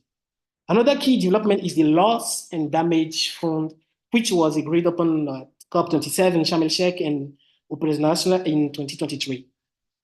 This fund is designed not just for adaptation, but for countries that face irreversible losses, like when entire village are destroyed by flood or drought, wipe out generation or harvest. The fund is still new, but it represents a shift, a recognition that some damage cannot be adapted to, and justice must be done through compensation or support. We expect this fund to explore innovative ways of financing, including taxes on fossil fuels or airline tickets. And finally, innovation is coming from the private sector and financial institutions. The UNEP Finance and Initiative is helping banks, insurers, and investors understand that adaptation is not just an environmental issue. It is a financial risk. And in 2023, They worked with 27 banks worldwide to create the first ever climate adaptation target setting guidance. In 2024, some of these banks are starting pilot programs to track and fund adaptation solutions. Meanwhile, in Africa, the adaptation funds has launched a new health-focused adaptation program with the World Health Organization and the African Enterprise Challenge Fund. These projects received 13.9 million US dollars to help build climate resilient health systems, because yes, climate change is also a health crisis. So to sum up, yes, mechanism exists. Yes, funding is coming in, but it is still not enough and not fast as accessible enough. These tools must become simpler, more transparent, and more locally led. And youth, civil society, and the vulnerable communities must have a seat at the table to shape how these funds are used, because adaptation is not just about infrastructure. It is about dignity, justice, and survival. Ladies and gentlemen, it is not a coincidence that we are here today. It is because we believe that we young people from Africa must no longer stand by as the future crumble under the weight of climate inaction. And that is precisely why the Youth for Adaptation Finance Initiative in Africa, which we call YAF, was born. YAF was born from a simple but powerful idea. If the world wants to listen, we will make it listen loudly, clearly, and together. And so we raise one united call: more than double adaptation finance. More than double adaptation finance. And why? Because today, the global north continues to prioritize mitigation, solar panels, electric vehicles, net zero strategies, while adaptation, the lifeline for Africa, is left behind. That's not just a policy gap, it is an injustice, and we need to raise it out. Under climate justice principle, the biggest polluters have a duty to support those suffering the most. And yet, the support is too little and too late. At YOFAFA 2023, I remember in Yaoundé, we made history. Over 200 young people across Africa drafted and adopted the African Youth Call on more than doubling adaptation finance. But let me tell you, we didn't stop there. First, we engaged directly with decision makers. Ahead of COP28 and COP29, YAF delegates meet with national climate focal points, negotiators, and ministry across African countries. We handed over our declaration, we explained our demand, and we made our presence felt, not as guests, but as citizens with the right to be heard. Secondly, we advocate on the global stage. At COP28 in Dubai, YAF led the side events, press briefing, and youth roundtables. We didn't just speak about youth inclusion. We showed what it looks like. We told the world more than doubling adaptation finance is not generous. It is a necessity for Africa. And we also campaign online to reach beyond negotiation rooms. We use, you can check on Google, Facebook, Twitter, LinkedIn, more than double, and YOFAFA. We launch digital forums, online campaigns, tweeting, bringing global attention to local struggles. And fourthly, YOFAFA is a training ground. At our last forum in Yaoundé, young participants received practical training on how to write proposals, approach climate funds like the GCF, and speak to the media. These are the tools that, as young people, we need. Let me also bring to your attention that YAF youth ambassadors are actively engaging with grassroots communities to turn advocacy into local impacts. In Chad, they are working with smallholder farmers to restore degraded land and promote drought-resistant crops. In Benin, where I come from, they support women-led cooperative in building climate-smart gardening system using organic compost and traditional knowledge. In Cameroon, they are working hard teaching women how to produce biofertilizers. In Sierra Leone, Burkina Faso, they help rural youth design adaptation micro projects based on local climate vulnerabilities. These actions prove that adaptation is not just a policy issue. It is a lived reality, and we at YAF are rising to meet it with creativity, innovation, courage, and community-driven solutions. And yes, we are already seeing results. In countries like Benin, Cameroon, Kenya, Burkina, our advocacy has led to stronger youth participation in national adaptation plan consultations. Development partners are reaching out to explore youth-inclusive financing, and more importantly, young people are starting their own projects with the right language, data, and confidence. Ladies, gentlemen, dear friends, fellow youth leader, Africa is not just facing a climate crisis. It is facing a justice crisis. While the impact of climate change intensify across our farms, our homes, our health systems, and our economies, the finance means to help us adapt is still not coming, at least not at the scale we need and deserve. Let us be clear. Adaptation finance is not charity. It is a matter of fairness. The countries that contribute the most to this crisis must honor their responsibility. Yet today, mitigation continues to attract more attention, more investment, and more political momentum, while adaptation, which is urgent for Africa's survival, is underfunded, delayed, and deprioritized. This is why we must speak louder, act faster, and organize stronger. Through Youth for Adaptation Finance in Africa and YOFAFA, we are building a bold continental movement, a movement that brings youths together across languages, borders, and sectors, a movement that is not afraid to say more than double adaptation finance. And I repeat again, more than double adaptation finance is not a dream. It is a demand. It is a demand based on real needs, real numbers, and real lives. And now I say this to every young people listening to me right now. You need to join us. You need to be an ambassador for adaptation finance justice. Your voice can shape declarations. Your energy can lead local campaigns. Your actions can move policies, whether you advocate in your school, online, at town halls, or on global stage. You are needed. This is our time as young people, not tomorrow, not after COP30 in Brazil. Let us rise now. Let us organize. Let's claim the future. More than double adaptation finance for Africa, for justice, for us. Thank you.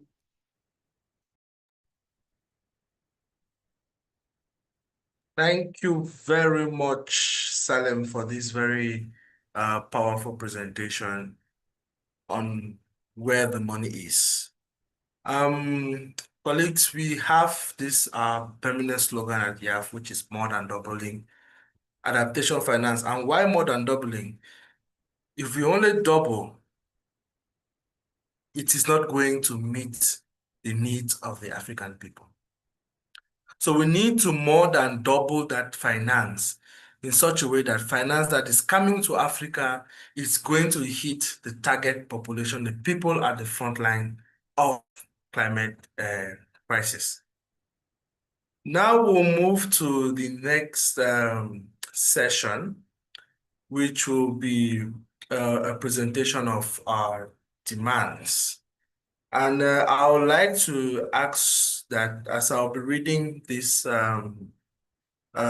demands, if you have an idea that you think will be very important to be input into these demands, kindly drop it in the comment section, and our colleagues will take note of that, and we'll sit back as a team and enhance these demands and share the final copy with all of you. And if you have any questions for the panelists, you would raise your hand. You hit the raise hand button, and we will allow you to ask your question. And that is after I read these demands. So permit me, I'll share my screen so that we can go through.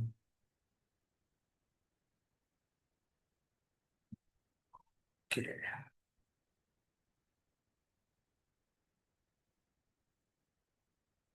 Okay, I hope my screen is being shown.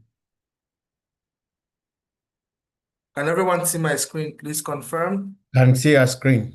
Go ahead. Perfect. Okay. Draft youth demands for ECS2 outcome of the Pre-YOFAFA Forum.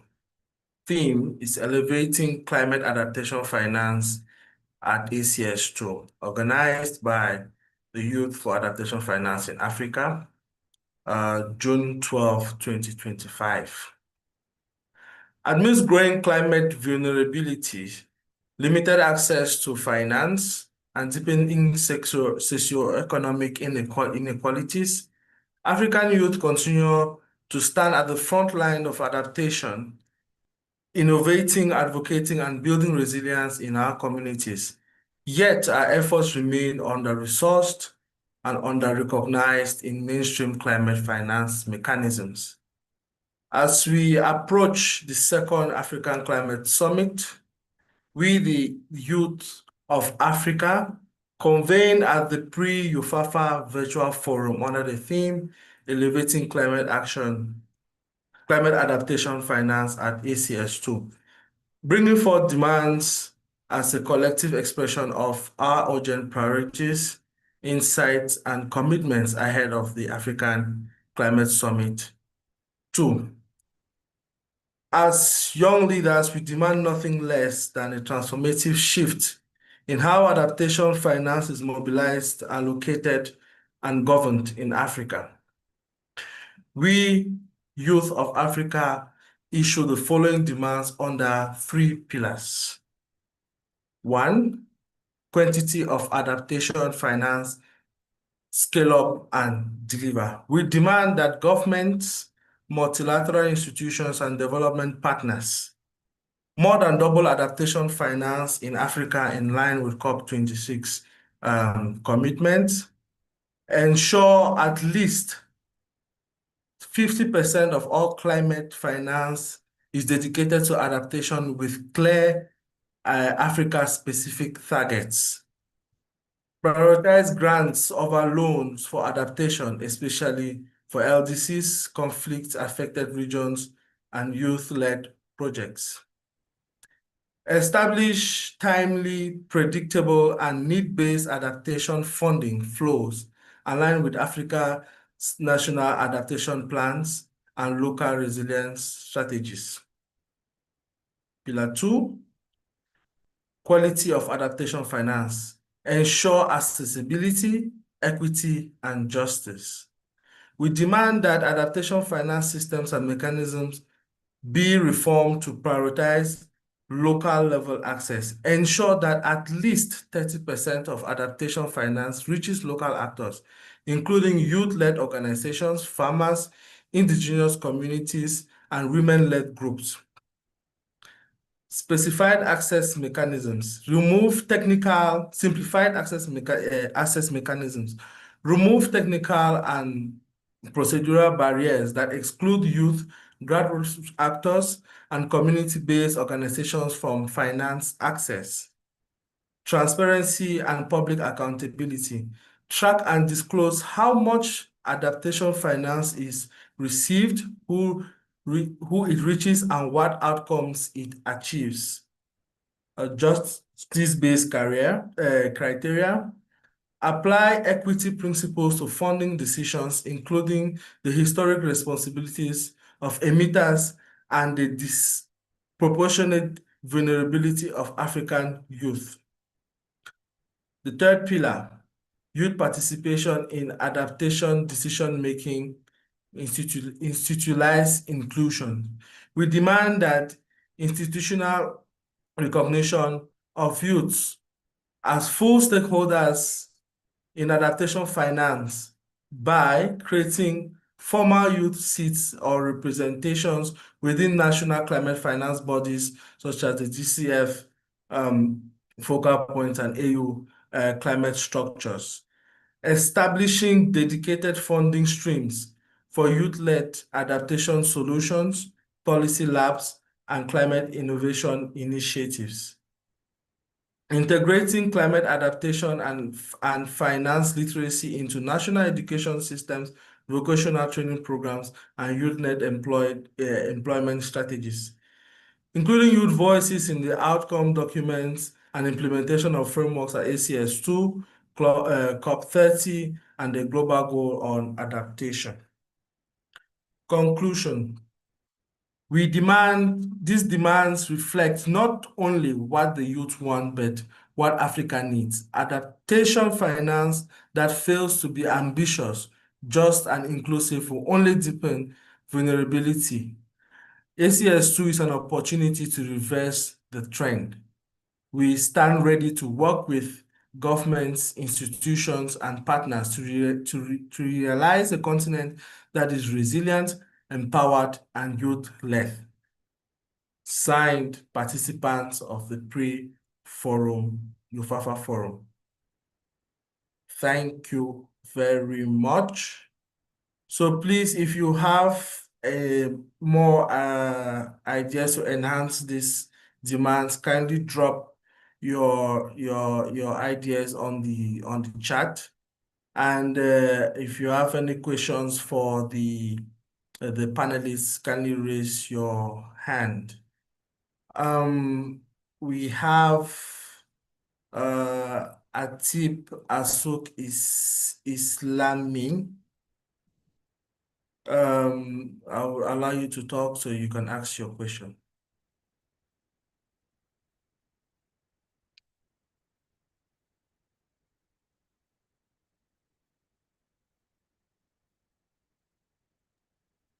Hello, everyone. You hear me? Yes, we can hear you. Okay. Thank you so much. My name is Ausuk Islaman Ataib. I'm from Niger country. I have just a question for all participants and the panelists. What are the priority for climate justice in Africa? And what the role should youth play in the movement? I don't know if you hear me. Thank you. We got your question. This is my question. This is my questions. My first questions. Thank you. Thank you. Maybe after I will have another question. Thank you. All right. We have Mulanga Siavib.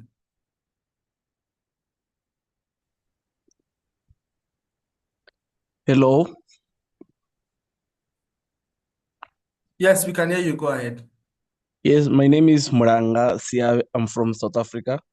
So I just wanted to ask if you have considered the use of a blended finance blended finance strategy, yes, as a solution. Thank you. Can you re-ask your question, please? I just wanted to know if you have considered the use of a blended finance strategy. Okay. Yes. Thank you.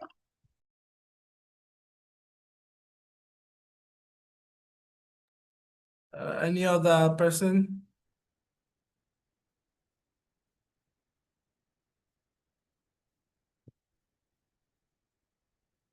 Okay. Oru Allens Agbo.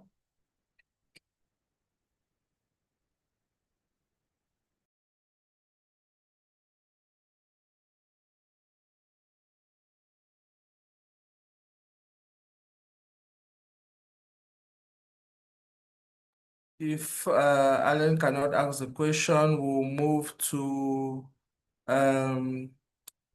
Dilesh Sharma.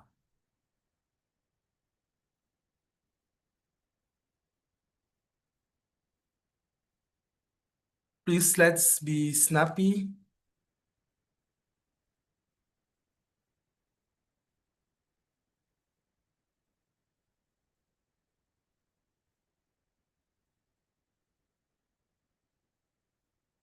Okay, if Shamar is not speaking, let's They may be speaking without their microphones on. Can you ask them?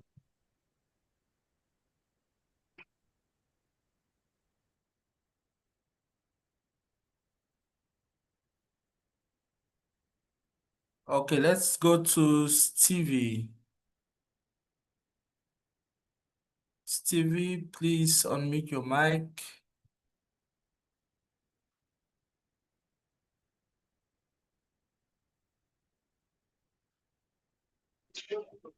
Hi, you hear me? Yes, we can hear you. Okay, thank you very much for your presentation. I have just a comment and one question.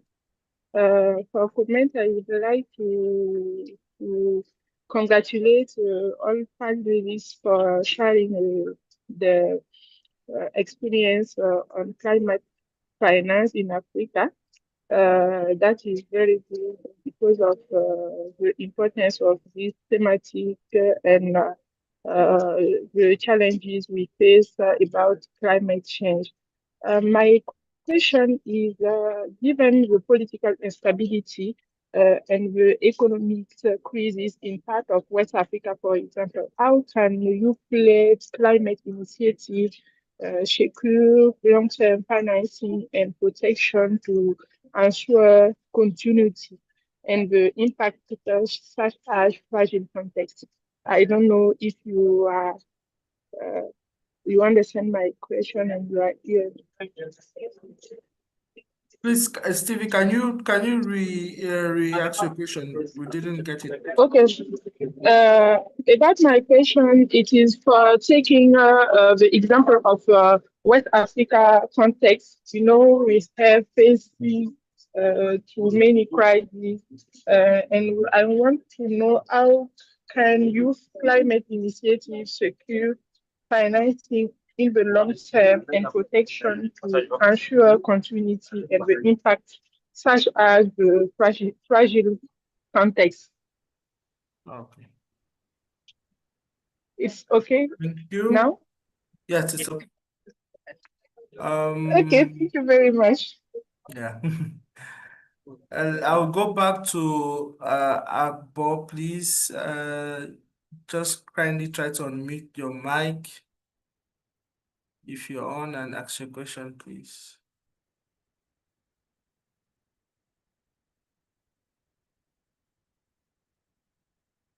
Oru Agbo, please unmute your mic and ask your question.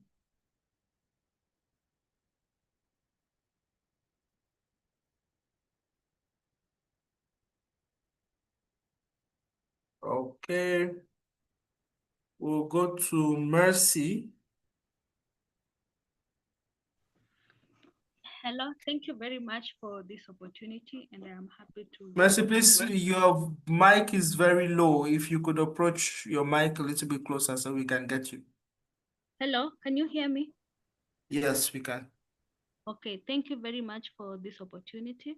I would like to ask a question. I want to congratulate YOFAFA for the two forums that you have had for the African youth, training them and also educating them. I want to ask, what have you achieved so far from the training, and what are your future plans for the youth? Maybe you touched it on during your presentation, but maybe what is your main goal for the youth through this forum? Thank you.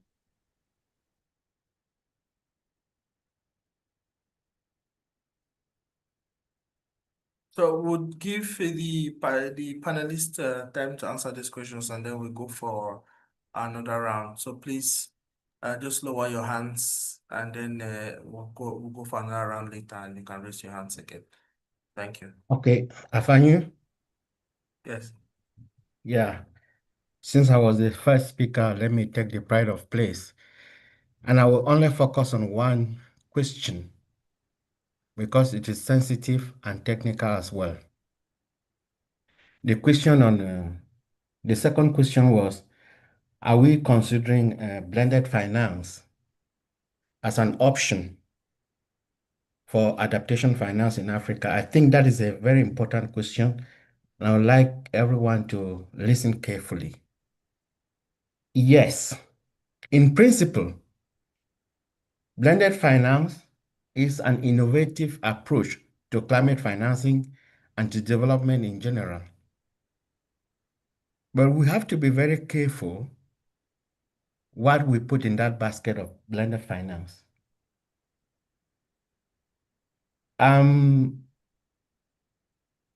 The issue of blended finance was brought in because public funding itself alone could not do a lot. Hence, this drive for the private sector to come in so as to complete what is lacking to have the full-scale climate finance that is needed in the continent and in the global south. Yes, certainly that is important, especially in the context where we've seen that adaptation finance has been the orphan in the room for the last decade and a half. How do we get the commercial, the private interest coming to put their brick to build this kind of structure, which is concessional and commercial at the same time? And he who talks private sector or commercial talks about profits, right? Interest. We will go in for blended finance as long as it does not go against the principles of equity, justice, and common but differentiated responsibility. Now, if we take, for instance, concessional loans are part of this blended financing scheme. That's low interest loans, guarantees from public or philanthropic sources. Guarantees and from public sources and philanthropy is a wonderful thing, because guarantees just tell the private investor that, look, you can put your money there. The risk is upon us. That is good. But when you go for concessional loans, especially for adaptation, colleagues, young comrades, a loan is a loan. You know what? If you take, for instance, I don't know whether you are talking from South Africa or one of those countries. I would have mentioned your country. If your country went for a concessional loan at the most concessional rate that you can imagine, let's say 1%. If it borrows $1 million at the interest rate of 1%, to be paid in 10 years or 40 years, by the time they're paying that loan, they're paying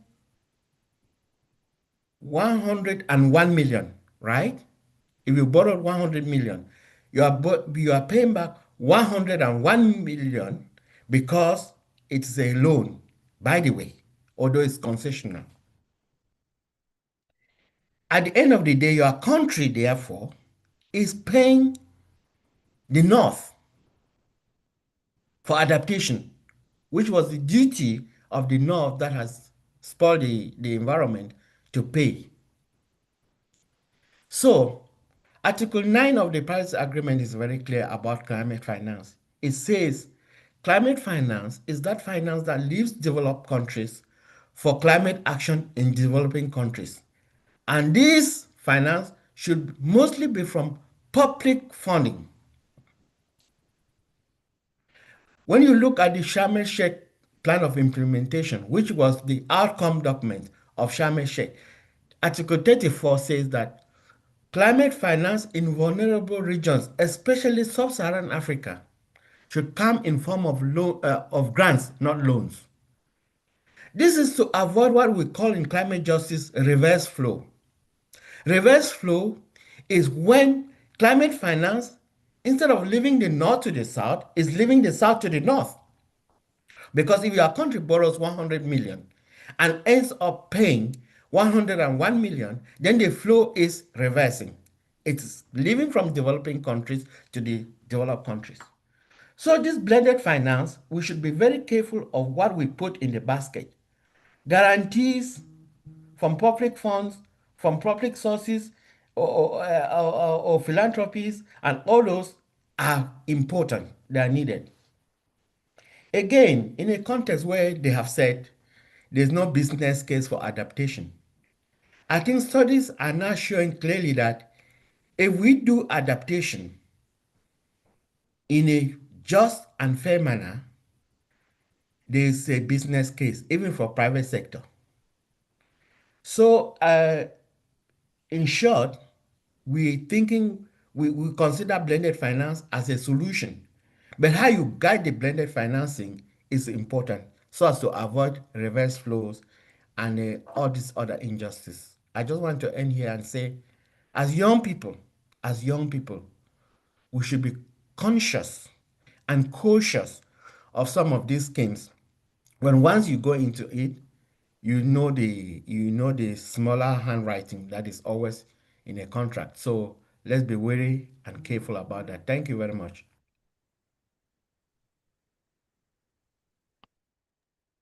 Thank you, Doctor.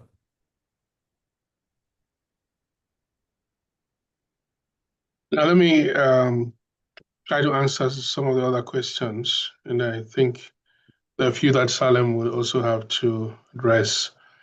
The first question was about climate justice priority, and I want to thank our friend from Niger for the effort to speak English. I know it's been hard on our Francophone participants, but when you're determined, sometimes language is not at all a barrier. Merci beaucoup pour l'effort que vous fournissez pour nous suivre en anglais. On va essayer de trouver la traduction prochainement. So the question was, what would be the climate justice priority for the continent? It's perhaps easier to answer that question by saying that at the heart of the work that we do, the principles of climate justice are very useful in guiding the choices that we make, which is the idea that we need to consider how the responsibilities and the benefits of climate action are distributed on the one hand, and in everything we do. So the first thing I would say then in direct response to the question is that the priority is that the principles of climate justice remain at the heart of global climate negotiations and climate action. And that has consequences in terms of what you prioritize and in terms of volume and flow of adaptation or climate finance, generally speaking, as Dr. Jamshi has mentioned, one of them being that it has to flow from north to south because of the way the responsibilities are distributed in terms of contributions to greenhouse gases between northern countries and southern countries. The second is that the priorities of developing countries must be at the center of climate action. The general principle is that the priorities of each country should be at the center of action. So priorities cannot be imposed from outside. What we observe now is that donors determine what they are willing to fund, and which sometimes are not aligned with national priorities. And part of our advocacy, I think in the last 2 years or so, has been a needs-based approach to adaptation finance, which is that it's better if the quantification of needed adaptation finance and the distribution of the adaptation finance is determined nationally, just as we do with NDCs. That way, adaptation finance and climate action, generally speaking, responds to the needs of different countries. Again, that has also implications, not only in terms of the size and flow of climate finance, but in terms of what kinds of projects and programs are implemented at country level and who benefits in terms of the reach. I just heard from the call the need that at least 30% of adaptation finance reaches frontline communities. So to put a finger on a specific climate justice priority would only make sense if it's discussed within this context of broad principles that guide climate action on the continent. And you can apply this whether it's to the just transition discussion, the energy transition discussion, to adaptation discussion, or even to the mitigation discussion. There was also a question about long-term impacts in the context of fragility. I think it's important now that, like I mentioned, that climate change impacts, in addition to affecting different sectors, they have a tendency of making certain situations worse. And one of those areas we've seen that climate change impact can worsen situations of fragility, whether it's economic fragility or security fragility, as we've seen, as the participant mentioned, for some of the West African countries. And so there is increasingly, and at the Pan-African Climate Justice Alliance, we actually developed a program around climate change and security issues because we believe that action, not only is there the potential that adaptation actions may not be very sustainable if there are security issues, but that the lack of adequate adaptation can also be a source of insecurity, and which therefore means that you cannot address climate change adaptation without integrating the drivers of fragility in those countries, which sometimes tend to be the same drivers, whether it's poverty, conflicts over resources, or political conflicts that are at the root are related to resource management and other related issues. So yes, there is a strong risk that adaptation actions can be compromised by issues of fragility and the responses that you need to address both. You can't ignore the fact that there's a strong correlation and even causality between adaptation and insecurity. I'm going to limit myself to those two questions and allow Salem respond to the question around the achievements of YAF.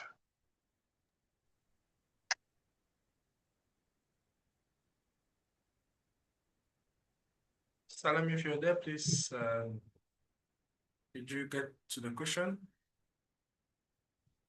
Okay, thank you so much, Dr. Augustine and Sir Eugene. Thank you so much. For the question about how to scale more funding and ensure the long-term impact of YAF, I think that we must all become parts, firstly, of the movement. There are still many young people across Africa who should join this movement because it is together that we will make it happen. So every young person, especially those connected to grassroots realities, should start engaging directly with national institutions responsible for adaptation. And when they are working on the national determined contribution, national adaptation plan, we need to join those meetings, give input as young people, what are our priorities, the needs. And this means also speaking with facts, with real stories from our communities, our so that the urgency becomes impossible to ignore. We must also collaborate and work in synergy. Alone, we are limited, so together we are powerful. We need to build our capacities, and that is one of the things that YOFAFA is doing, and it's really, really exceptional. Training young people who are not experts in finance on how, for example, to design a project or how to write a proposal for Green Climate Fund is something I never found anywhere before joining YAF. And I think we need to continue training other young people. And YAF is an open movement. And the more we are speaking the same message, more than double adaptation finance, standing firm with numbers and realities, the more pressure we put on the system to finally shift in favor of the most vulnerable. That is how YAF will reach its goal by helping mobilize the more than double adaptation finance that our continent urgently needs. Thank you. Thank you very much, Salem, Eugene, and Dr. Augustine. We'll move to the last round of questions, and I would love Nadine Binde to ask the question.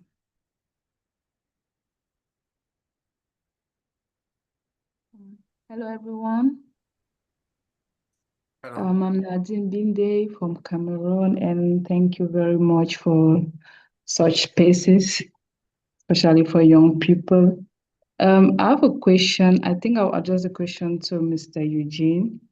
There is this concept of loss and damage, which we don't often mention, and I just wish to find out how the loss and damage, how this can be a core component of climate finance framework in Africa. For instance, how can it be effectively integrated in climate finance?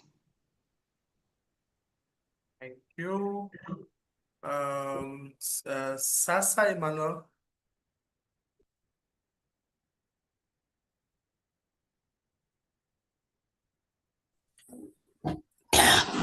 Yes, sir. Yes. Good afternoon. My name is Sasi Malik James. I'm from South Sudan, and I'm a director of Youth Action for Climatic Change. I'm so pleased to be here, and it is my first time to attend with you guys. My question is that there is a question there that how can we work hard so that we can get enough financing for adoption, for climate adoption. You know, the big problem is that this network has not reached for all part of Africa, especially, let me see my country, South Sudan. I have seen only two. What we can do to expose this thing, we have to make awareness, community outreach, and also campaign so that people can know such initiative is going in Africa. And we can have voice, maybe for international level, for Eastern COP, for Eastern African Union, and also in channels. So for us to make this organization and get finance, you know, Africa is being denied for opportunity. We are all in the world or in the continent, but if you see anything in Africa, we are behind. Like you can see AI, digital, or other things, we are behind. So my advice is that let us make this organization to know everybody so that we can have a voice which can pave way for us to get financing. Number two, a person who is now, there is the last point, they told us to give our inputs, but the guy is going very fast.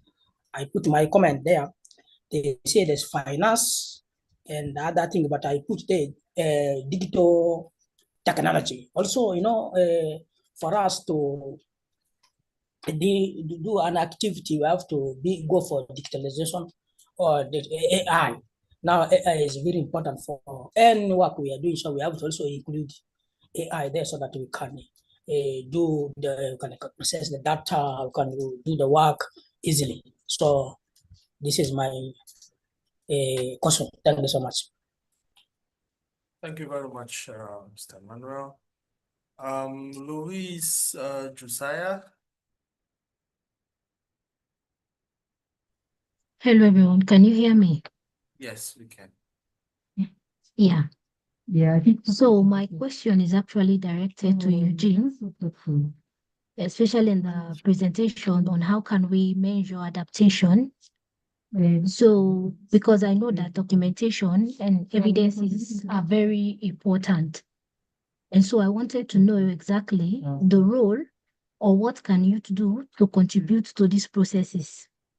So because when we go to these strategic spaces like COP to talk about our demands, we need to show evidences that speak to the issues affecting us in Africa. So I just want to know what are the roles that youth can play in these research processes. Thank you.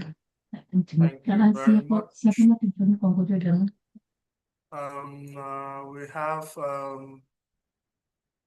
The last question, because we only take 4 due to time. Siri, can you join in?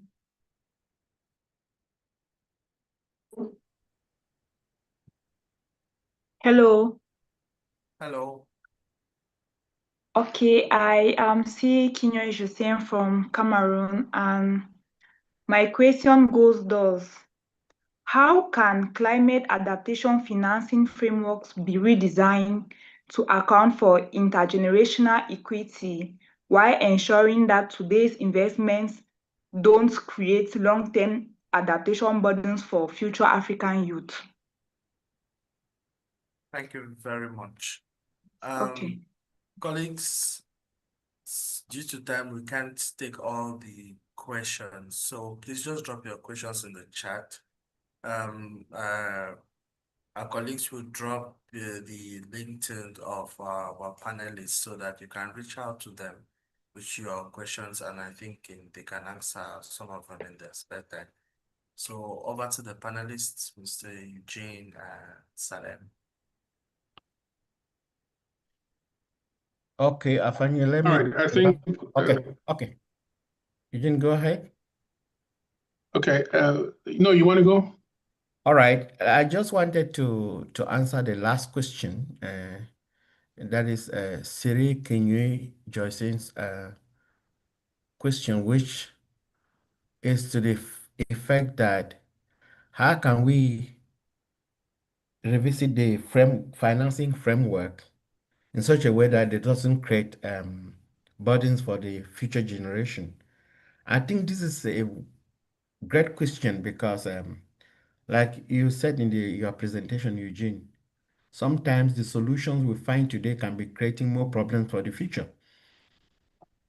One of these, and we'll keep coming back to these loans, African countries are already suffering from a debt burden. The current financial architecture, not just for climate change, but in general, is overburdening African countries, okay? There's a study that was made public last year, I think so. They took climate financing for LDCs of Africa, least developed countries of African continent. And as you know, Africa has more than 70% of the least developed countries globally. So there's a study that was made, I think that was 2020. The amount of money that came for climate change, action, adaptation, that came to develop the least developed countries of African origin, 56% of this money was in terms of loans. So a country that is already suffering from a debt burden has to borrow money again to pay for what has been caused by others.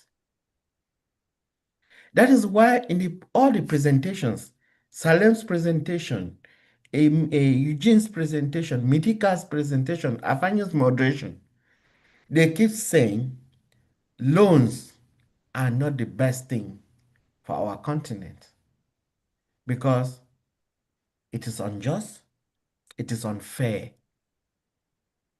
If we have to borrow money today that will be paid by the future generations, then we have not helped the situation.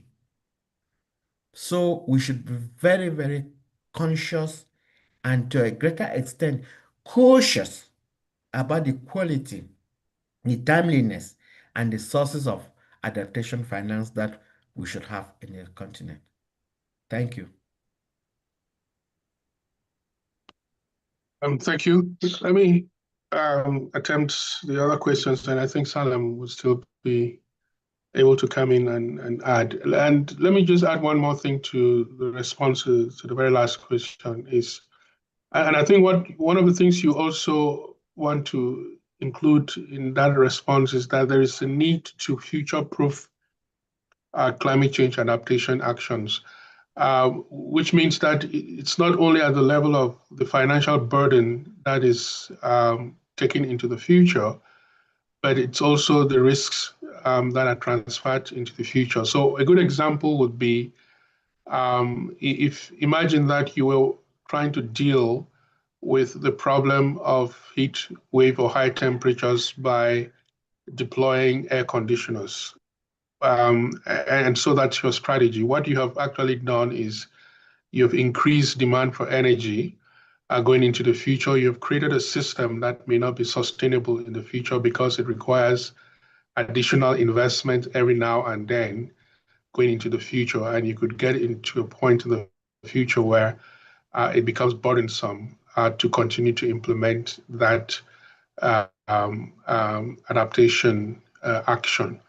And so that's why in adaptation planning, you need to pay attention with what is often referred to as maladaptation, mauvaise adaptation, which is adaptations that may solve one problem but generate multiple other problems, and you want to eliminate those from your strategies. It's not every adaptation action that works, even in the present, talk less of the future.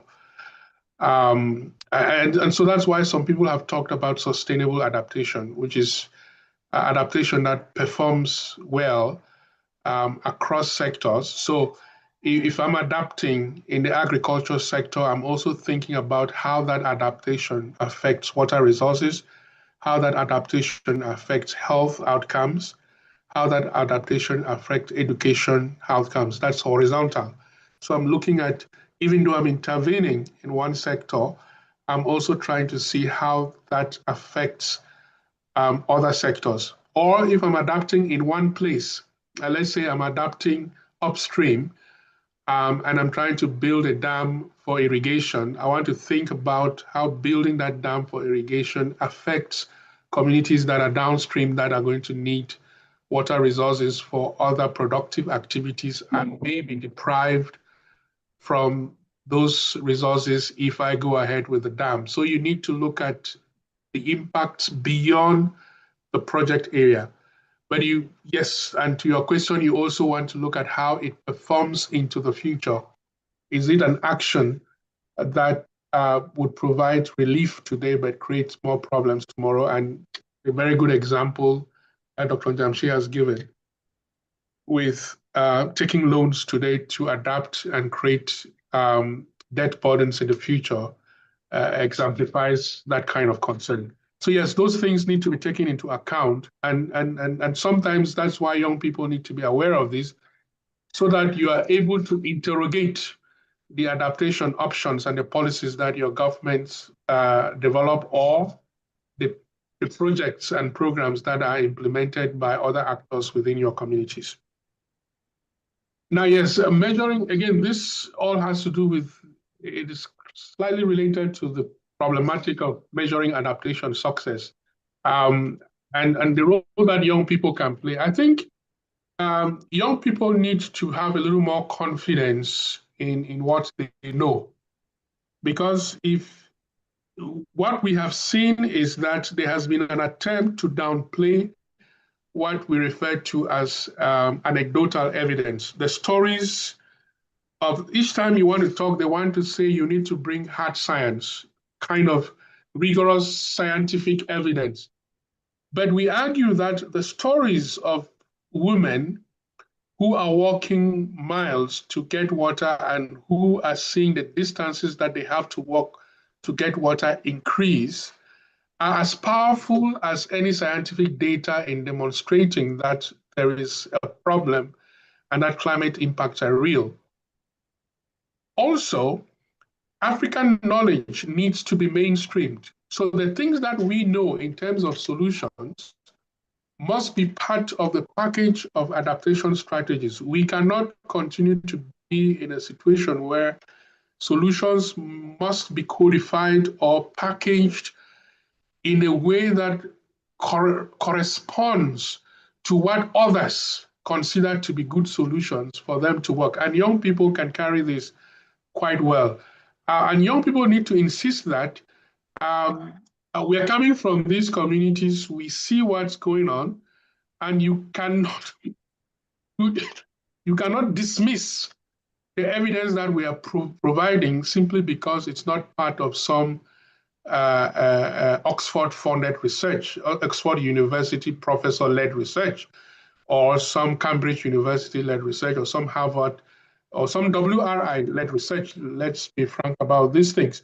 So you need to insist that your lived experiences are sufficient demonstration that climate change impacts are happening, and that the financing to help you deal with these impacts are not enough, and that based on that, demanding more financing. The last question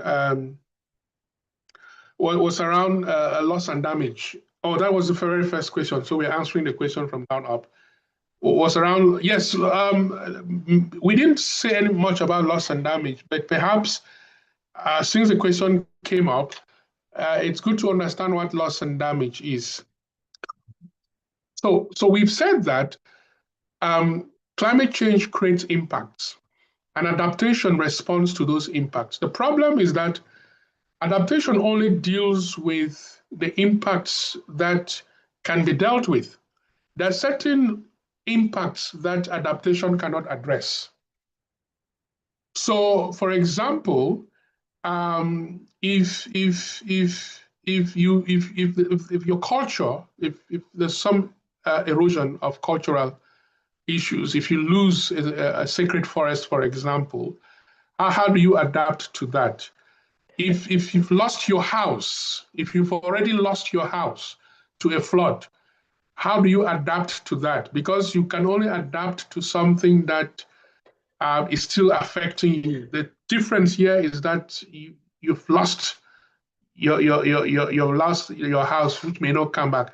When people die in a flood, for example, how do you adapt to that? It's now beyond adaptation. It's no longer a risk that you adapt to. It's a loss that you have incurred. It's a damage that you have suffered. And loss and damage comes to address those additional issues that remain after adaptation has taken place. And for a long time, it was not widely considered, but in the last couple of years, it has become mainstream to the point where we now have what is referred to as a loss and damage fund. And it can play a very significant role in that. One, it's also a new vehicle for climate change finance. Once the loss and damage fund gets operational, that means that we have, in addition to the existing streams and vehicles, the loss and damage fund is an additional vehicle for climate finance. So it enhances the climate finance architecture. Right now, there are debates on whether it's adequate, whether it's good enough in terms of its quality, but at least there is that addition to the climate finance landscape. And if you want to follow the argument that Salem raised, it's now adding to the complexity of mechanisms with its own burden of requirements and so on and so forth. The second thing is that while loss and damage finance, we hope, is discussed and kept in a separate lane, but when you're dealing with loss and damage issues, there's a potential that you can also help in building long-term resilience. So there is somewhere where loss and damage financing and adaptation financing meet in terms of their outcomes. Because if you're restoring bridges, for example, that have been destroyed, or you're restoring city coastline that have been destroyed, as a loss and damage investment, you wouldn't be doing that without building long-term resilience to impacts of climate change. So you can say with a lot of caution that the loss and damage fund and the adaptation fund, at some point, there's a convergence, and they can increase the total volume of funds that are available for building long-term resilience in communities. And that is in addition to the other benefits in terms of strengthening equity, catalyzing, as I already said, new and additional financing, and so on and so forth. But I'm going to stop here. I'm sure Salem may have one or two things to add. Oh, we only have 5 minutes left.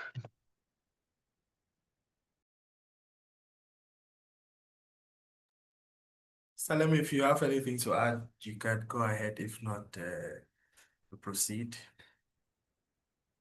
Thank you so much. I don't have much to say after what our elders have just said about the different questions my fellow colleagues have asked. I would just want to add that as young people in Africa, we are not just witness to the climate crisis, we are living it. And we have an important role to play in the movement for climate justice and adaptation finance. And I think we must raise awareness and mobilize our peers to join YAF movement.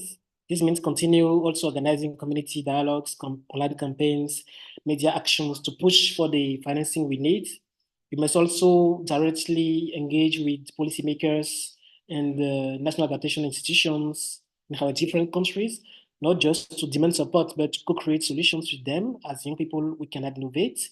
We must also get trained, very important as young people, we must get trained, strengthen our capacities, our skills, and build real and bankable projects rooted in local realities, especially for small farmers and vulnerable communities, women, yeah. And finally, we need to speak with one voice. This is very essential through the platform like YAF and YOFAFA. We need to insist on the more than double adaptation finance. Thank you so much. Thank you very much, Salem. Dear colleagues, dear youths, I know we can't hear you, but as a sign of applaudissement for the panelists, everybody should hit the raise hand button to show a sign of hand clap for the wonderful presentations our panelists have given us today. Thank you, thank you, thank you very much. Like I said, the final drafts of the demands will be shared to every one of us, and it's our duty to share this as widely as possible. Your suggestions have been taken down and will be integrated into the final document. Please, once you receive the document, as a YAF ambassador, because I consider all of us here as YAF ambassadors right now, our duty is to share this document for it to go wide.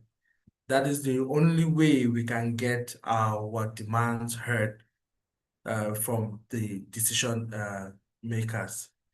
Colleagues, ladies and gentlemen, we are nearing the end of this pre-forum, and I would like to give the floor to the Executive Director of the African Coalition for Sustainability and Access, Dr. Augustine Jamshi, to give his closing remarks. Thank you very much, everyone. Thank you. Maybe before you close, let me just suggest that we give the participants maybe 2-3 days to also be able to send contributions to the statement by email, so that by early next week we should have a final session. Yes, thank you. Thank you, Eugene, for that precision. I think I was going to talk about how we move from here, which is just exactly what you've said. Again, thank you, dear young comrades. I think, as you must have noticed, the fact that we have been on this call for over close to 3 hours now, and nobody is shaking, it shows the interest the African youth is having when it comes to adaptation and adaptation finance. And this is the way to go, ladies and gentlemen, because we can't assume that we don't know what we need. In fact, one of those questions, as Eugene answered, The mistake we make sometimes is that we are not confident in ourselves, in what we know. I mean, if we keep allowing, whether quick fixing to overturn or to overrule our own, ambition and interests, then we're leaving the continent for others to rule it. That will not help. Your mama doesn't need to be told to generate data to prove that she now walks longer distance to get water for drinking. She does not have to be told that her need is an environment that she can continue producing her crops to feed her family and send the children to school. Whoever wants to have that in form of data, we don't care. Solve the problem. Solve the problem. That's the word. The purpose of this forum, therefore, was to put this contribution in the hands of the decision makers that will be organizing the African Climate Summit. And I think our voice will be heard loud and clear in the African Climate Summit. The physical YOFAFA will come up at the end of the year as always, but we thought that it was important to have this before the summit in Ethiopia that is coming up in September. And we've hit the point, we're on point with this approach. Again, take time, send your comments for the enrichment of the statement that will be taken to the Africa Climate Summit. And then we'll surely be meeting at the African Climate Summit, if not at COP, at the YOFAFA, physical YOFAFA, or at COP itself. Thank you very much. I'd like to thank the team in Yaoundé and in Nairobi that put this together, and we'll continue working together. Thank you very much, and God bless you. Thank you very much, Dr. Augustine. Thank you, dear participants. Thank you, dear panelists. Like Mr. Eugene said, please send your inputs to via email, and by early next week we should have a final document. Thank you, and have a great week.